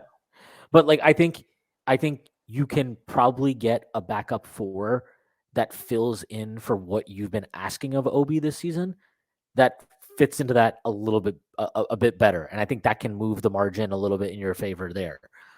Trey You know, Lyles. yeah, maybe, but like RJ Barrett, obviously, again, like if he just plays better, that's a massive fucking margin moving in your direction. Like that's a huge one, right? That's 30 minutes a night. That all of a sudden, who's been like, I mean, I really don't want to like dump on RJ, but like he's been your biggest net negative player this year. Really, that's still in the rotation. And so if he gets his fucking head out of his ass and puts that together, like, okay, then is there's just no weakness on this team? 1 to 9, 1 to 9? Because like If even you with, if like you for go just ahead, this sir. season anyway, all I was gonna say is just if for just this season, I don't think the Obi situation is that big of a problem. And like I don't he's not gonna be out there. I thought he played well yesterday, actually, in the limited minutes he played. He's definitely Like not going to Tatum hurt us cooked, in the playoffs. He'll be a yeah. plus. Yeah, and like Tatum cooked him on one drive, but then the next time down they tried to hunt Obi, and I think Obi blocked him. So like he's he's not some like just bum out there. So for this one season, I mean, like let's see. Hopefully RJ gets his shit together. Because if RJ gets his shit together, like I don't know, man. I have the more and more games that we're winning and some of the teams we're beating. It's Some of the and the margins. Shit. yeah, and the league is this is the most parity I think I can ever remember in the league. And this isn't like using parity as a like a euphemism for lack of quality around the league. I think the quality around the league is high, but there's so much talent and it's so spread around, especially in the East. Like, I mean, forget if you don't think we're a title contender, which I don't really yet. Um, that's fine, but like, I You're think the adding top. yet. We were not adding that for most of the season. Right, In right. that sense, And but so yeah. like and I think like but like the top 4 teams in the East to me are all title contenders. I don't love Cleveland's chances, but I also think like they do have a chance. Like I don't love Philly's chances, but I do think they definitely have a chance. Boston and Milwaukee are for sure title contenders to me. Like it's again like you're the Knicks are in a good spot. I don't think they need to. They should be patient. One thing this front office has done, and they've been rewarded for it, is operate with patience. I would probably still try to hold off on making a big splash for a star for another year. I still am not ready to make that move yet. If But I'm so what I running the front office, what I'm what I'm actually asking is, let's say you can get Barrett. You move Barrett and top in, right? You feel like Barrett's playing well, but he's on a big contract, and we could probably find a guy for cheaper. Maybe even get back and ask whatever you think, right? Let's say, like, what do you think they could get for RJ and Obi this offseason? RJ and Obi. I mean, I don't know. I And genuinely like have no whatever. idea. I mean, because you look, like, my question is, if they replace those guys instead of making the Booker move, and first of all, like I'll add on Obi, like if it made sense for Obi to just accept a backup role and be like, yeah, I'm fine, like give me like MLE or like less $5-6 million, whatever it is, and I'm happy being playing 12 minutes a game. If all parties were happy, I don't think that would be a problematic situation at all. It's just that's not sustainable or a valuable use of any kind of resources, including his. But if they were to trade for a guy like Bane or a guy like in that mold, um, you know, do you think that could put them over the top without getting like an all-star level player? Like, is there a guy out there? Maybe they don't have to trade RJ either, but is there a move? Is there another Josh Hart type move that could put this team over the top? Or do you think eventually they're going to have to make a trade for someone like Booker? Trying to think like what kind of wings. Because I do think I it mean, needs to be a OG is the wing. one that comes to mind, but I know you're not a huge fan. Yeah, that he doesn't do much for me because he can't dribble. I don't know. It's so Bane, but I tricky. don't think I would imagine Bane is basically Yeah, untouchable. Bane's probably not. He's not gettable. His teammate Dylan Brooks. No, God, Jesus Christ, fucking. Oh my God. I mean, this guy isn't gettable, and I'm not sure like how good he really is. He's definitely good, but I'm not sure what his true level is. Is like Andrew Wiggins, like that maybe moves the needle. If he's the guy he was last year for the Warriors, and that's like the true representation of what his level is right now, he probably moves the needle. Yeah. Interesting. Yeah, I would say that type of player helps. Do you think like the moves from now on going forward are going to keep being those kinds of vet pieces or adding assets, or do you think they maybe take another Cam Reddish type chance? Or do you think like the days of like them taking a chance on maybe young players who it hasn't clicked for yet, but in our environment we can develop them? Do you think like they're kind of moved past that point, or I mean, so the Cam Reddish thing is very specific, right? So what you basically need to be looking at is guys from the 2021 draft heading into this offseason into next year. I still think they might make that chance, but I think if they do it, they'll probably be smarter about it. And by smarter about it, I mean like make sure it's a guy that Tibbs is on board with. And quite frankly, so like not Bones? not Bones, definitely not Bones. Please God, don't subject me to that. But like it's also like they've established now a very clear identity and culture. As we talked about, like it's important that anybody you bring in is part of that and has and fits into that type of mold. So like you look at like the 2021 draft, right? That's kind of like the class you would be looking at when you're talking about guys moving into that third year of their career or in the third year of their career, as Cam Reddish was when we traded for him. I mean, here's just some names thrown out there. I'm not even advocating for any of these guys. Minga, Franz. You're not Franz going is to get Franz. untouchable. Yeah. Yeah, Giddy they would only use in a star trade. yeah. Uh, Duarte. I'm not a big Duarte fan. I think he's been playing better lately, though. So maybe that's a guy. I know he's a we solid, know but that they. I Yeah, don't think that meets the criteria of like a Josh Hart level move, right? Like I don't think yeah. that would I mean, juice us that level. Kispert. I don't know. Kispert, I like mean, he's Primo, if he's learned to tuck it away, maybe could be a yeah. tight I'm good, but like substance. that automatically just like I'm off. Like no, like nope. I think people deserve second chances, but like that's not one I'm willing to Well, give, and I definitely don't think to give. how come Jock can flash his gun in public, but Primo? Sorry. um, like Trey Murphy the third. I don't know. I think he's become very He's probably overrated. close to untouchable. Yeah, dude, I think Yeah, New Orleans likes him a lot. yeah, I think they like him I a don't lot, and think I they're. also think he's overrated. Jalen Johnson's probably an interesting one. I don't know how much he's been playing, but like It I seems to think be his another minutes. Obi type situation where he's just like buried behind good players, but there's talent there. There is talent there. I do think he's a little bit more of a natural, like not to say Obi is a four, but it's like he's very unique. Obi, like he's just really a very unique player. I think Jalen Johnson is a little bit more not cookie cutter, but like he's a bit more translatable. Maybe he'd be an interesting one for me. Um, I don't know. After that, I'm like, I mean, Jaden Springer probably not. Uh, I like Usman Garuba still. I'll He'd I'll be give you a guy who I'll give you a guy who I would like to try and buy low on if possible. Bones Highland. Um, no, not Bullets Island. This is not a guy who many people will probably care about, but I think he would actually be like a very nice little fit for us. Is Mr. John Conchar. I like Oh, Conchar. I think he's a very interesting player. He's been an efficient player. He's not a high usage guy, kind of similar issues to Hart in that sense. Um, he's been a pretty good 3-point shooter throughout his career, 38.8% for his career. Not a high volume guy, but he does shoot it well when he does hit it. He's been a pretty consistent plus on the court for his career, on court plus 5.1, on off plus 2.0. And I like with him is he plays different positions. Like he's a pretty good 2-3 swingman. I would not Really good mind. event generator. He's Yeah, handsy. yeah. He's a guy I would like. His contract is awesome, which is why like ultimately I don't think he's somebody that Memphis would trade. He's basically this is his contract. Okay, just check this out.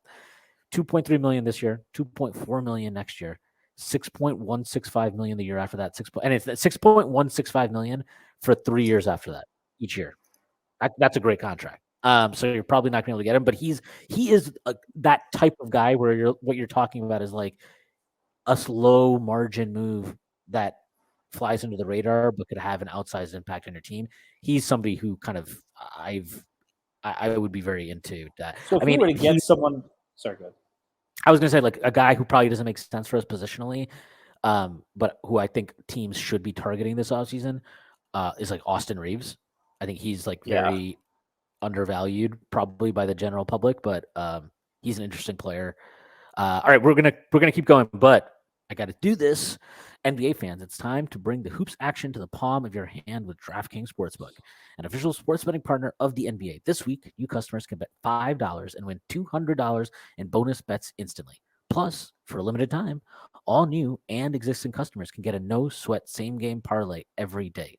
Go to the DraftKings Sportsbook app today, opt in, and place a same-game parlay on any NBA game. And if it doesn't hit, you'll get a bonus bet back. Download the app now and sign up with code TBPN. New customers can bet $5 on the NBA and get $200 in bonus bets instantly. Only at DraftKings Sportsbook, an official sports betting partner of the NBA with code TBPN. Minimum age and eligibility restrictions apply. See show notes for details. Yeah, it's hard. The Josh Hart thing was it was like it's obvious now, but when we were talking leading up to deadline, right? Like we were talking about Gary Trent Jr., OG Anunoby, whatever. I don't think we talked much about Josh Hart. So sometimes like there's an obvious answer out there staring you in the face and you just don't see it until it happens. And you're like, oh yeah, that makes sense. Yeah. So if we were to make it, but do you think that kind of a move, maybe not Conchar exactly, could with this team could put us over the top?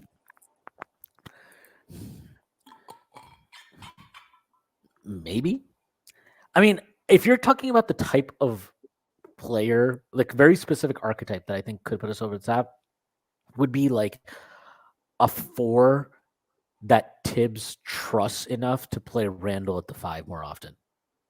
Because that alignment could probably has the potential to just give us a look that is very problematic for other teams to deal with.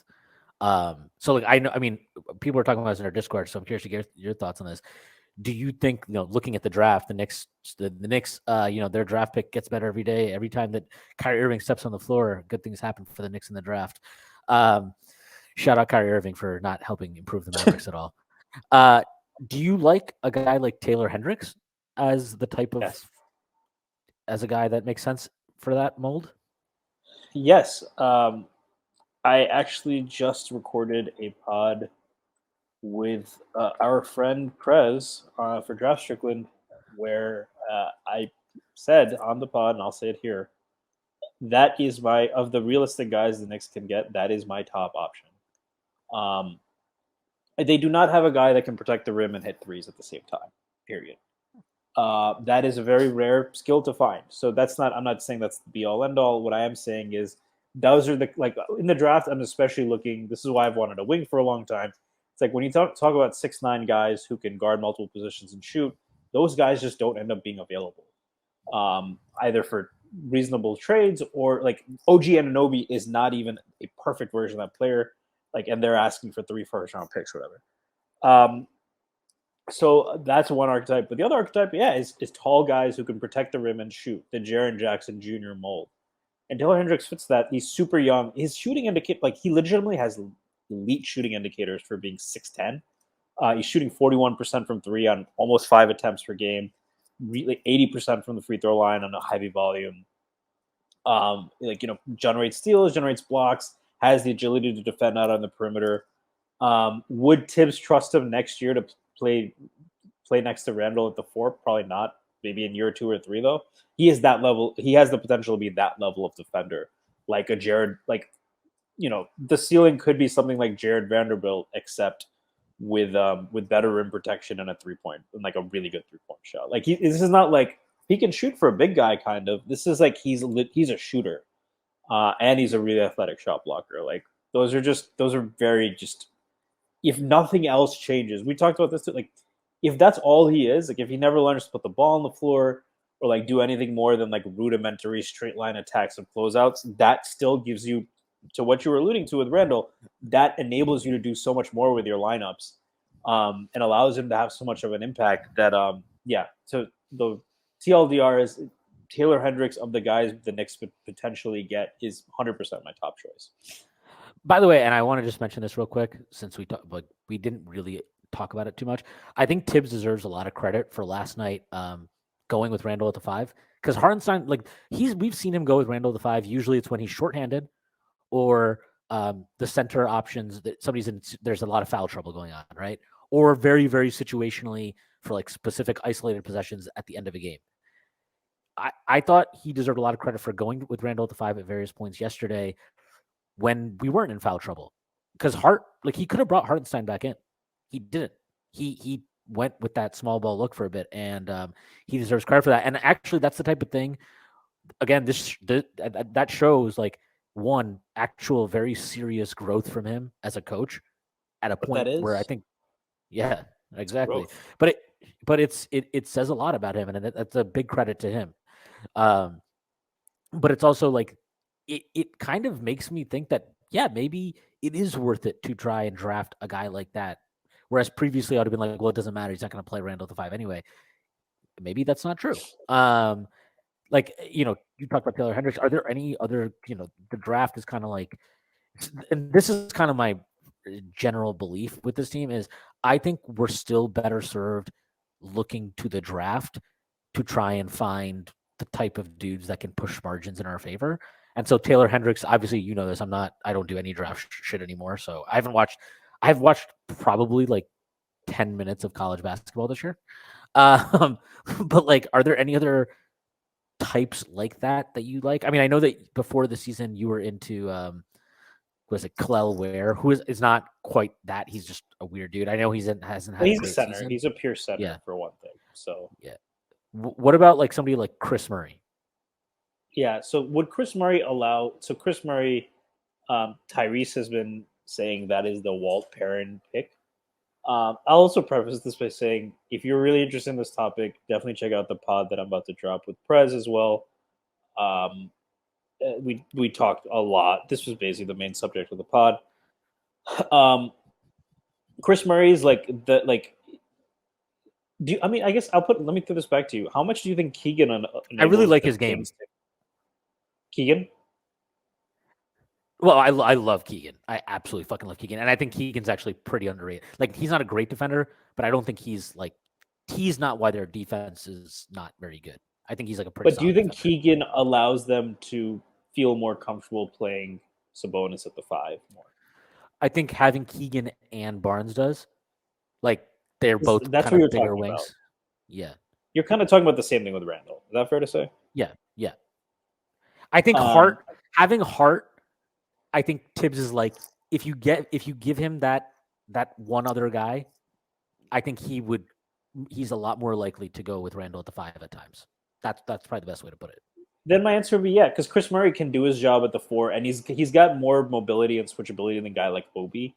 Like, he's not, we're not talking about some like uber switchable. Like, he's not Franz Wagner or something, but he's like he's a switchy 4 with agility. He could probably guard 2 through 4 at a reasonable level. He's a good help defender, very smart player. Like his brother, shows up extremely well in all impact stats. Like, he's gonna be ready to, like, if you want someone to just come in and like do what you said, like fill in that Obi role and be happy with it, and he will be, because he's not up for extension for a couple of years anyway, so he has time to kind of make his case. Be happy with 14, 15 minutes a game, come in, hit a couple of threes, move without the ball, like have like a positive stint, and then he's going to be that guy. And like the upside of he probably doesn't have as much upside as his brother, because his brother, as you probably noticed, has really great shot versatility, and he showed it in college. Oh my god, he's like so better, fucking good. Chris Murray is going to be a little bit more like, he's not the movement shooter his brother is.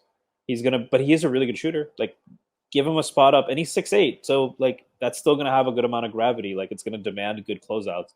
So he's still a really good shooter. It's just not quite the level of volume and movement that his brother is. But it's like the boring pick, but he's probably going to last the league 10 to 15 years as a plus rotation player. And yeah, like that it is kind of, it's the same, like how to, if you think that having his brother on Sacramento makes them more comfortable, especially with Harrison Barnes playing Sabonis at the 5. I think you're talking about something similar to that here, and I think that would work. And Yeah. then, sorry, go ahead. No, I was just going to ask you, like, so Chris Murray is, I'm just looking at Tankathon real quick. He's 22 and a half years old. Does that worry you Yeah. at all? Or do you actually think that there's some upside there with him, even though he's an older prospect? No, I mean, one, you try not to do this. I mean, I try not to. I would imagine NBA offices shamelessly do it. Like, he has an identical twin who has a very similar game, having a good amount of success in the NBA. And the 22-year-old thing, once you're out of the lottery at pick 17, I think it actually, the tendencies flip a little bit. So that what wouldn't concern me. I don't know that he has the upside to be an on-ball creator, but at this point in the draft, one, I don't think you're finding that. So if that was like there's guys like Turkavion Swift, but I'm not if I told prioritizing you? What if I told you the Knicks drafted Immanuel Quickley with the 25th pick? Well, I would say that we probably don't need another Immanuel Quickley. There is a guy actually in the guard mold, but he's 6'6". The only guy I would think of as a guard is Jalen Hood-Schifino, who I would take, and I would probably play him at 3. But going back to your question on the 4s, so there's Chris Murray. If you're looking at Tankathon, so Kyle Filipowski is a guy Prez really likes. I Prez watched before. Duke. I watched like 5 minutes of a Duke game. Filipowski, he popped. He looks good. Yeah, and when Shwin likes a white guy from Duke, you know that they really have game, because that's not something we're inclined to do here exactly. No, it's he's got an interesting. I mean, he's just like if you do all these queries, he pops as a guy with a very unusual profile. Hits a lot of threes, blocks shots, gets a lot of steals and rebounds. And so like he has the shooting to be able to kind of space the floor for Randle, but he's also a pretty good rebounder. So if Randle does get a little, reverts to some of the bad habits on the glass, he can do that. He's got some connective ability, and he's an events generator on defense. He doesn't give you exactly he's not going to be a rim protector, but like he can contest. He's in the right space, and he has long arms and a good frame. So he's another guy you could consider. And I think I think Prez is a little bit higher in his agility than I am, but he's don't let the white guy from Duke thing fool you. Like he's athletic enough probably to be better than a guy like Obi on defense, if nothing else. So, and when I say athletic, I'm talking more agility and like movement skills. He can get up, but not an Obi top level vertical athlete, but he's pretty agile, can move well. Probably isn't going to be switching on to guys like John Morant, but should be able to defend a lot of wings and be a good help defender. So, and then the two other guys that I'm just looking and off on this. What do you think of both? They just look on the surface like similar type mold. Gigi Jackson and Leonard Miller. Interesting. So you skipped Noah Clowney, who I'll throw in as a bonus. But I'm talking about Gigi Jackson. Gigi Jackson for on purpose? No, I didn't. It was I just saying I did skip him. Oh yeah. So there's Gigi Jackson is a very talented player who hasn't put it together yet. He's a really good shot creator, but he's inefficient right now. He's really just a non-existent playmaker. You're betting on the fact that the guy has shown elite movement and shot creation ability and handle and those kind of tools at 6'9". And you're just betting that with development, when it clicks, it's going to be a nuclear upside. It is not the kind of pick the Knicks have made in recent years. And then when you're talking about Leonard Miller, so Miller was a guy who last year everyone was looking at him in this big wing archetype, right? 6'10" with some ball skills, Everyone loves to throw out KD comparisons and all that. He was super young. This year, he's actually, and then when you actually watched him play and he came to the combine, it was pretty clear like he wasn't ready. He's actually done a good job in the G League. He's become an improved rebounder. He's really become good in a transition, and his shot has started to be a little bit more of a weapon.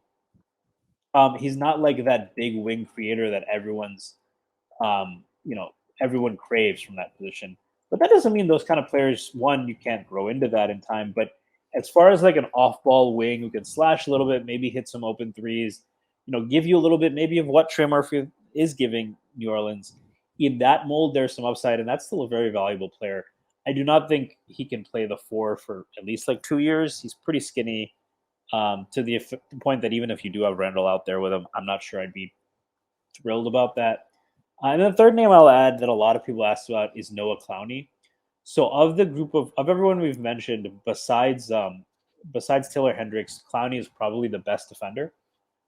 He's a very good shot blocker and very switchable. So he's as a defensive prospect, he's close to Hendricks, if not on that level. A lot of people would put him on that level. I'd probably give Hendricks a slight edge, but it's very close. And Clowney has more consistently played higher level competition. The difference is Clowney like takes a lot of threes, but he's shooting like 28%, I think. He's also not a good free throw shooter.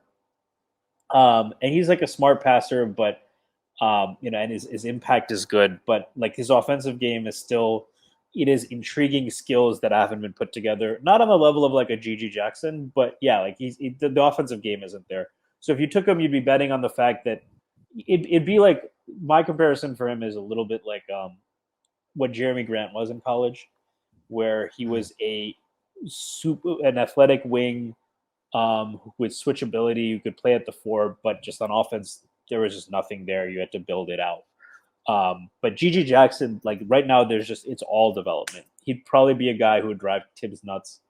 But if it clicks, like, and he turns by year 3 into the kind of wing creator he's shown the talent to be, that is going to be a steal for someone. I'm really interested to see where he goes. If he goes to the right development place, he's also, and it's worth noting, South Carolina is not a good situation. So how much of that is on him? How much of that is on his coach? I don't know. But yeah, those are kind of my thoughts on those guys. Interesting. Yeah, I just it seems like the Knicks will at least have that type of option available to them on the board, wherever they pick. Right now, I think that pick is. I'm just looking it up real quick. Right now, the Knicks 17. They don't. Yeah, 17. There's a chance. I think they are getting Clowney, right, according to the mock. Or not Clowney, Hendricks. Murray. They have Murray now right now. They had Hendricks at one point. I think Prez is pretty convinced, for what it's worth, that Taylor Hendricks, for pretty obvious reasons, when you consider he's a shot blocking sniper, it will probably not be there at 17. So I think Murray is going to be there, and he just fits like a lot of the type of things that they have the draft, like established baseline of production. They don't mind guys that are older, right? His shooting, I'm sure that whatever shooting drills they put him through, he's gonna fucking absolutely light that up. I mean, could you argue that Murray's the best shooter in the draft? No, I would not. Who's the best? Because I take into account versatility. It's probably Grady Dick. There's a really good shooting draft. First of all, Grady Dick I think would be the consensus answer. I would go, if not him, there's a guy named Jordan Hawkins from UConn who is shooting 40% from 3, but he's putting up like 17 3-point attempts for 100. UConn, crazy, yeah, UConn. 17. I mean, crazy numbers. I would probably say I would take Jett Howard as a shooter over Chris Murray, especially when you look at the versatility. But anyone who wants to call me biased, feel free to do so. It's just one guy's opinion. But can Jett Howard rebound? Does he ever do that? No. Right now he is. He doesn't guard 3-point shooters. Yeah, I don't know. That's a tough one, but I mean, it doesn't matter. He's 6'8" and he shoots the lights out, and he can score at 3 levels. So that's not going to matter. So to answer your question, but I think that in another draft he might have been a top 3 shooter. In this draft, he's a top 5 shooter, top 6 shooter maybe. There's just a lot of good ones. Like the guys I would for sure put above him are Grady Dick, Brandon Miller, Jet. Although Jet it's probably pretty close, and Hawkins, and then yeah, like it's Chris. I would.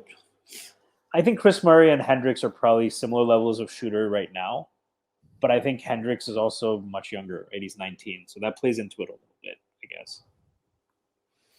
Interesting. And then there is another guy, just as a bonus. Sorry, No, go ahead. if the Knicks don't go for a 4, there is a guy named Maxwell Lewis who I like a lot, whose star has faded a little bit because he plays at Pepperdine and they haven't been playing very well. Really good events generator on defense, smart team defender. He's been playing on ball. He's like a really crafty, shifty guy who can create space. Probably isn't going to be an on-ball creator in the league, but like he's played that role in college. So like as a secondary scorer and ball handler, I think he has a lot of um, like a lot of potential, and then he can shoot, and he's a really smart defender. That is also a player of the type that the Knicks have targeted, but he's also 6'7", can play the 3, and who knows, maybe with some strength could. Prez would probably get really mad if I said this, but maybe could play the 4 a little bit too. So that's another kind of swing position where maybe it's not the position that unlocks RJ at the 5, but maybe that unlocks being able to play RJ at the 4 or something like that, right? So if you have a defender that you trust there or playing hard at the 4, so and if nothing else, they don't have a lot of those 6'7" wings. So yeah.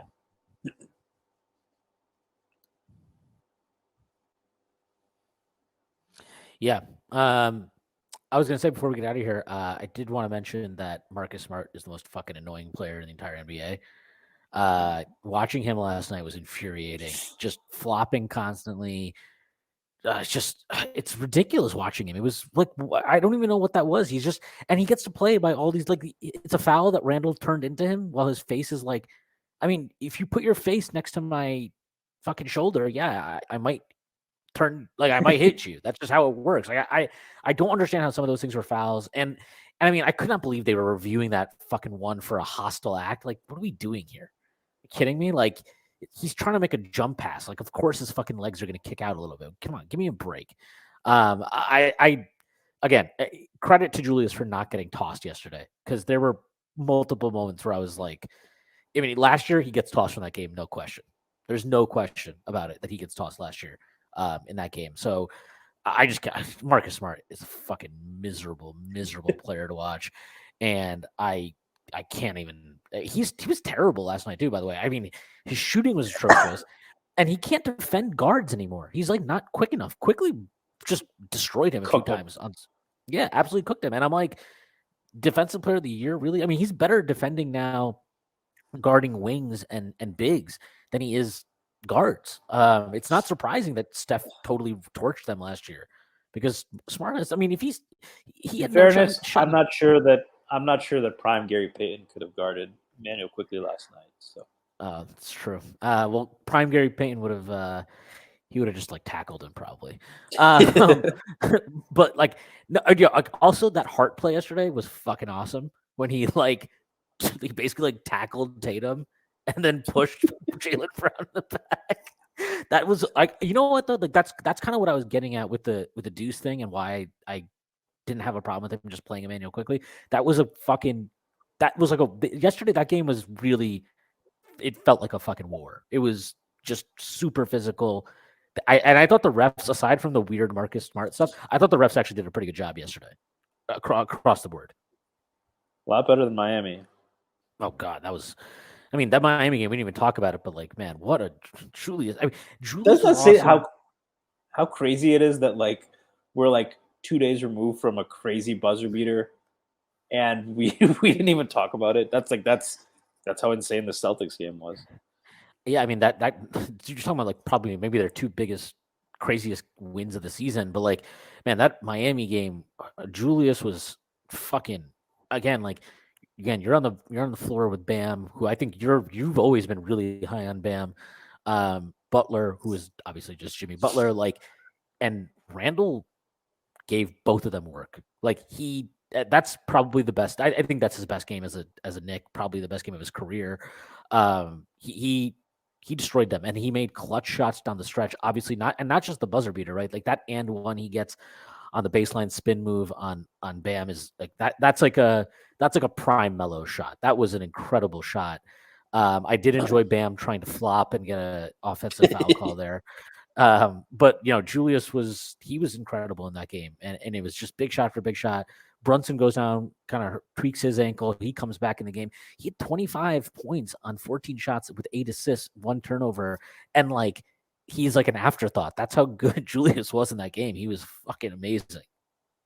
Yeah, it's just, I mean, yeah, and like his shot making, the thing is, like, I really do think a lot of it. I rarely see him pump fake out of threes anymore, and if he does, it's like it's a straight into a downhill drive. I rarely see like the pump fake where he A should shoot it and then B turns it into either an ill-fated post up from 20 feet out or like a stupid crossover into a spin or just like 2 dribbles into like the Melo pull up 20-footer. Like he doesn't do that anymore. And I think a lot. So now he's taking a lot more of those threes with confidence. I do want to ask you this. Is it fair to say, so I was not going to tweet this after that Miami game because I'm not an idiot and I was too happy, but the Knicks were down 1 with about 15 seconds, 20 seconds left. Safe to say that wasn't how you really wanted that possession to go until he took the shot. And Josh Hart was, now I'm not putting this on Randle. He was on a heater and he got a look over Hero, right? But Hart did end up coming open. And it was clear that the Heat had keyed in on Randle and Brunson, and down the fourth quarter, even yesterday against Boston, like they had a lead and they kind of bogged down a little bit on offense. Do you still have some of those? One, do you still have some of those concerns about late game offense, even with healthy Brunson and Randle clearly being both pretty talented scorers? And B, we kind of early in the season, Fred Katz had that article about randomness in close games and how many blown leads there are. And it seems like the Knicks have been on the positive side of that equation much more. Do you kind of revisit where I think at the time both of us were like, yeah, I don't know if that explains it all. Like it definitely seems like there's some patterns in late game management, both coaching as well as just the team skill set that is causing this. So those two things I'll ask. Like one, given like the last 2 games wasn't great offense down the stretch, are you concerned at all? And 2, if not, or if either way, are you real willing? Do you think that Fred Katz's article sticks a little bit more clear, especially now that the randomness has maybe swung our way a little bit more of late?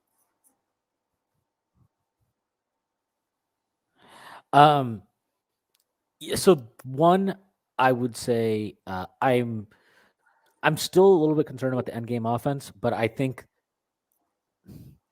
that why I still don't think that Kat's article in that moment in time was accurate is because I think Tibbs is coaching a lot better. I think he's he's tilting margins that he was losing earlier in the season because he's been more proactive about making certain lineup decisions, rotation decisions. He's been more willing to sit RJ Barrett or sit Quentin Grimes and not go back to them when he's willing to trust in Immanuel Quickley and a Josh Hart. And to go back to the Hart thing specifically, I just think Grimes should have been in that situation, but he couldn't make a sub. They were in a timeout. I get that. I would have put Grimes in for Hart though. At that free because Hero had free throws before that, right? Oh no, yeah. Hero made a layup. He made a layup, so there was no stoppage to bring in Grimes. But like, it's just a situation where I get that Hart was open, but I also get that in that situation, if I'm Julius, I'm not going to give it to Hart. I'm just not going to. Like, I don't trust him enough as a shooter in that situation. He's shooting like 8,000% right now from 3. Yeah, I know, but he's more from the corners. Sure. And Julius was on a heater, so like, yeah, that is understandable. You have Hero on you. It's just before that with the steal and Jimmy and all that. Yeah, that was where you get a little tense, right? So yeah, and so like that to me is where like I don't Randle isoing top. And that's not a Randle criticism. I'm not even sure it's a Tibbs criticism. It's just it felt like that possession wasn't what you want, right? So yeah, I mean, I just don't like Randle having to operate off the dribble from the top of the key, especially not in these end of game situations. I get that Brunson had a fucked up possession before that, so whatever. But like, I'm just gonna go to Brunson there. And they tried, And right? I look, think he got cut yeah, off, so that's why he gave it to Randle. yeah. So I get it. Like, it's just.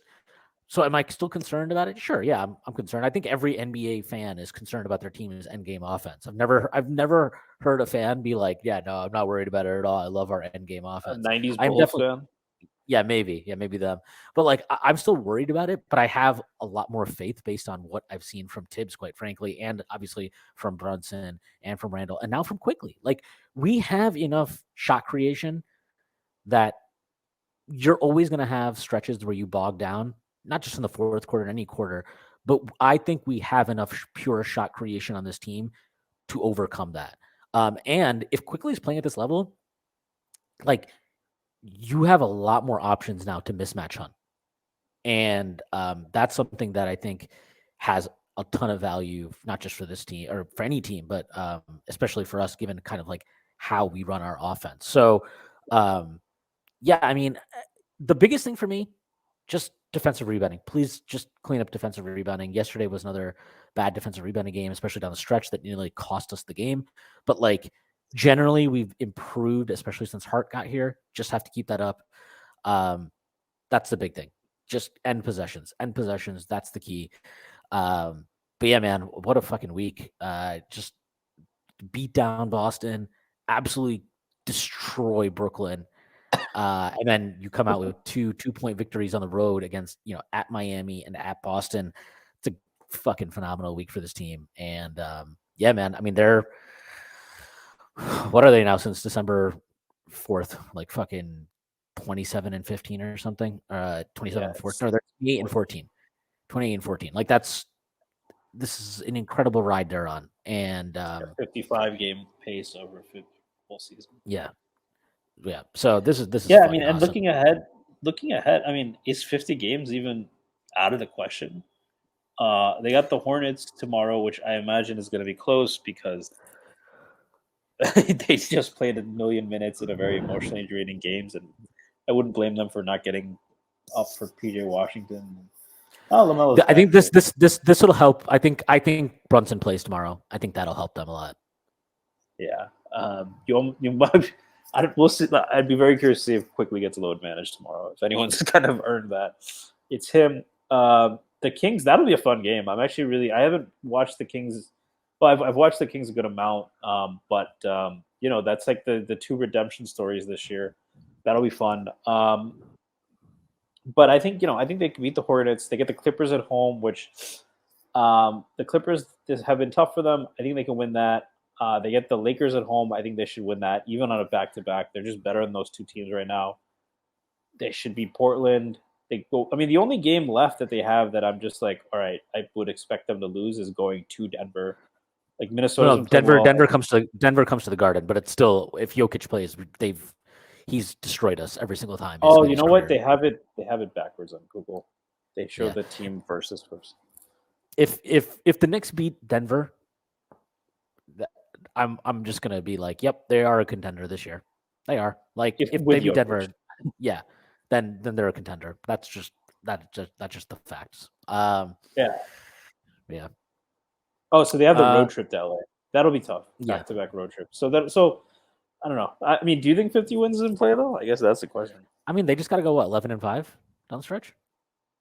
Yeah, and I mean, the toughest games are Cavs, Heat, that back-to-back in LA, Wolves, and Nuggets.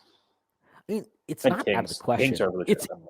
It will be hard, but it's not out of the question. It's right. Like, it's in play, right? Like, I mean, they've won 9 in a row. Again, they're on a 55 win pace. Like, why can't they go 11-5? They could go 11-5. So I mean, yeah. The last time I thought their schedule was prohibitive. They did this it wasn't right before the beginning of the stretch, but right when Mitch went out, I was legit like, are we? Is it time to start looking at the lottery right now?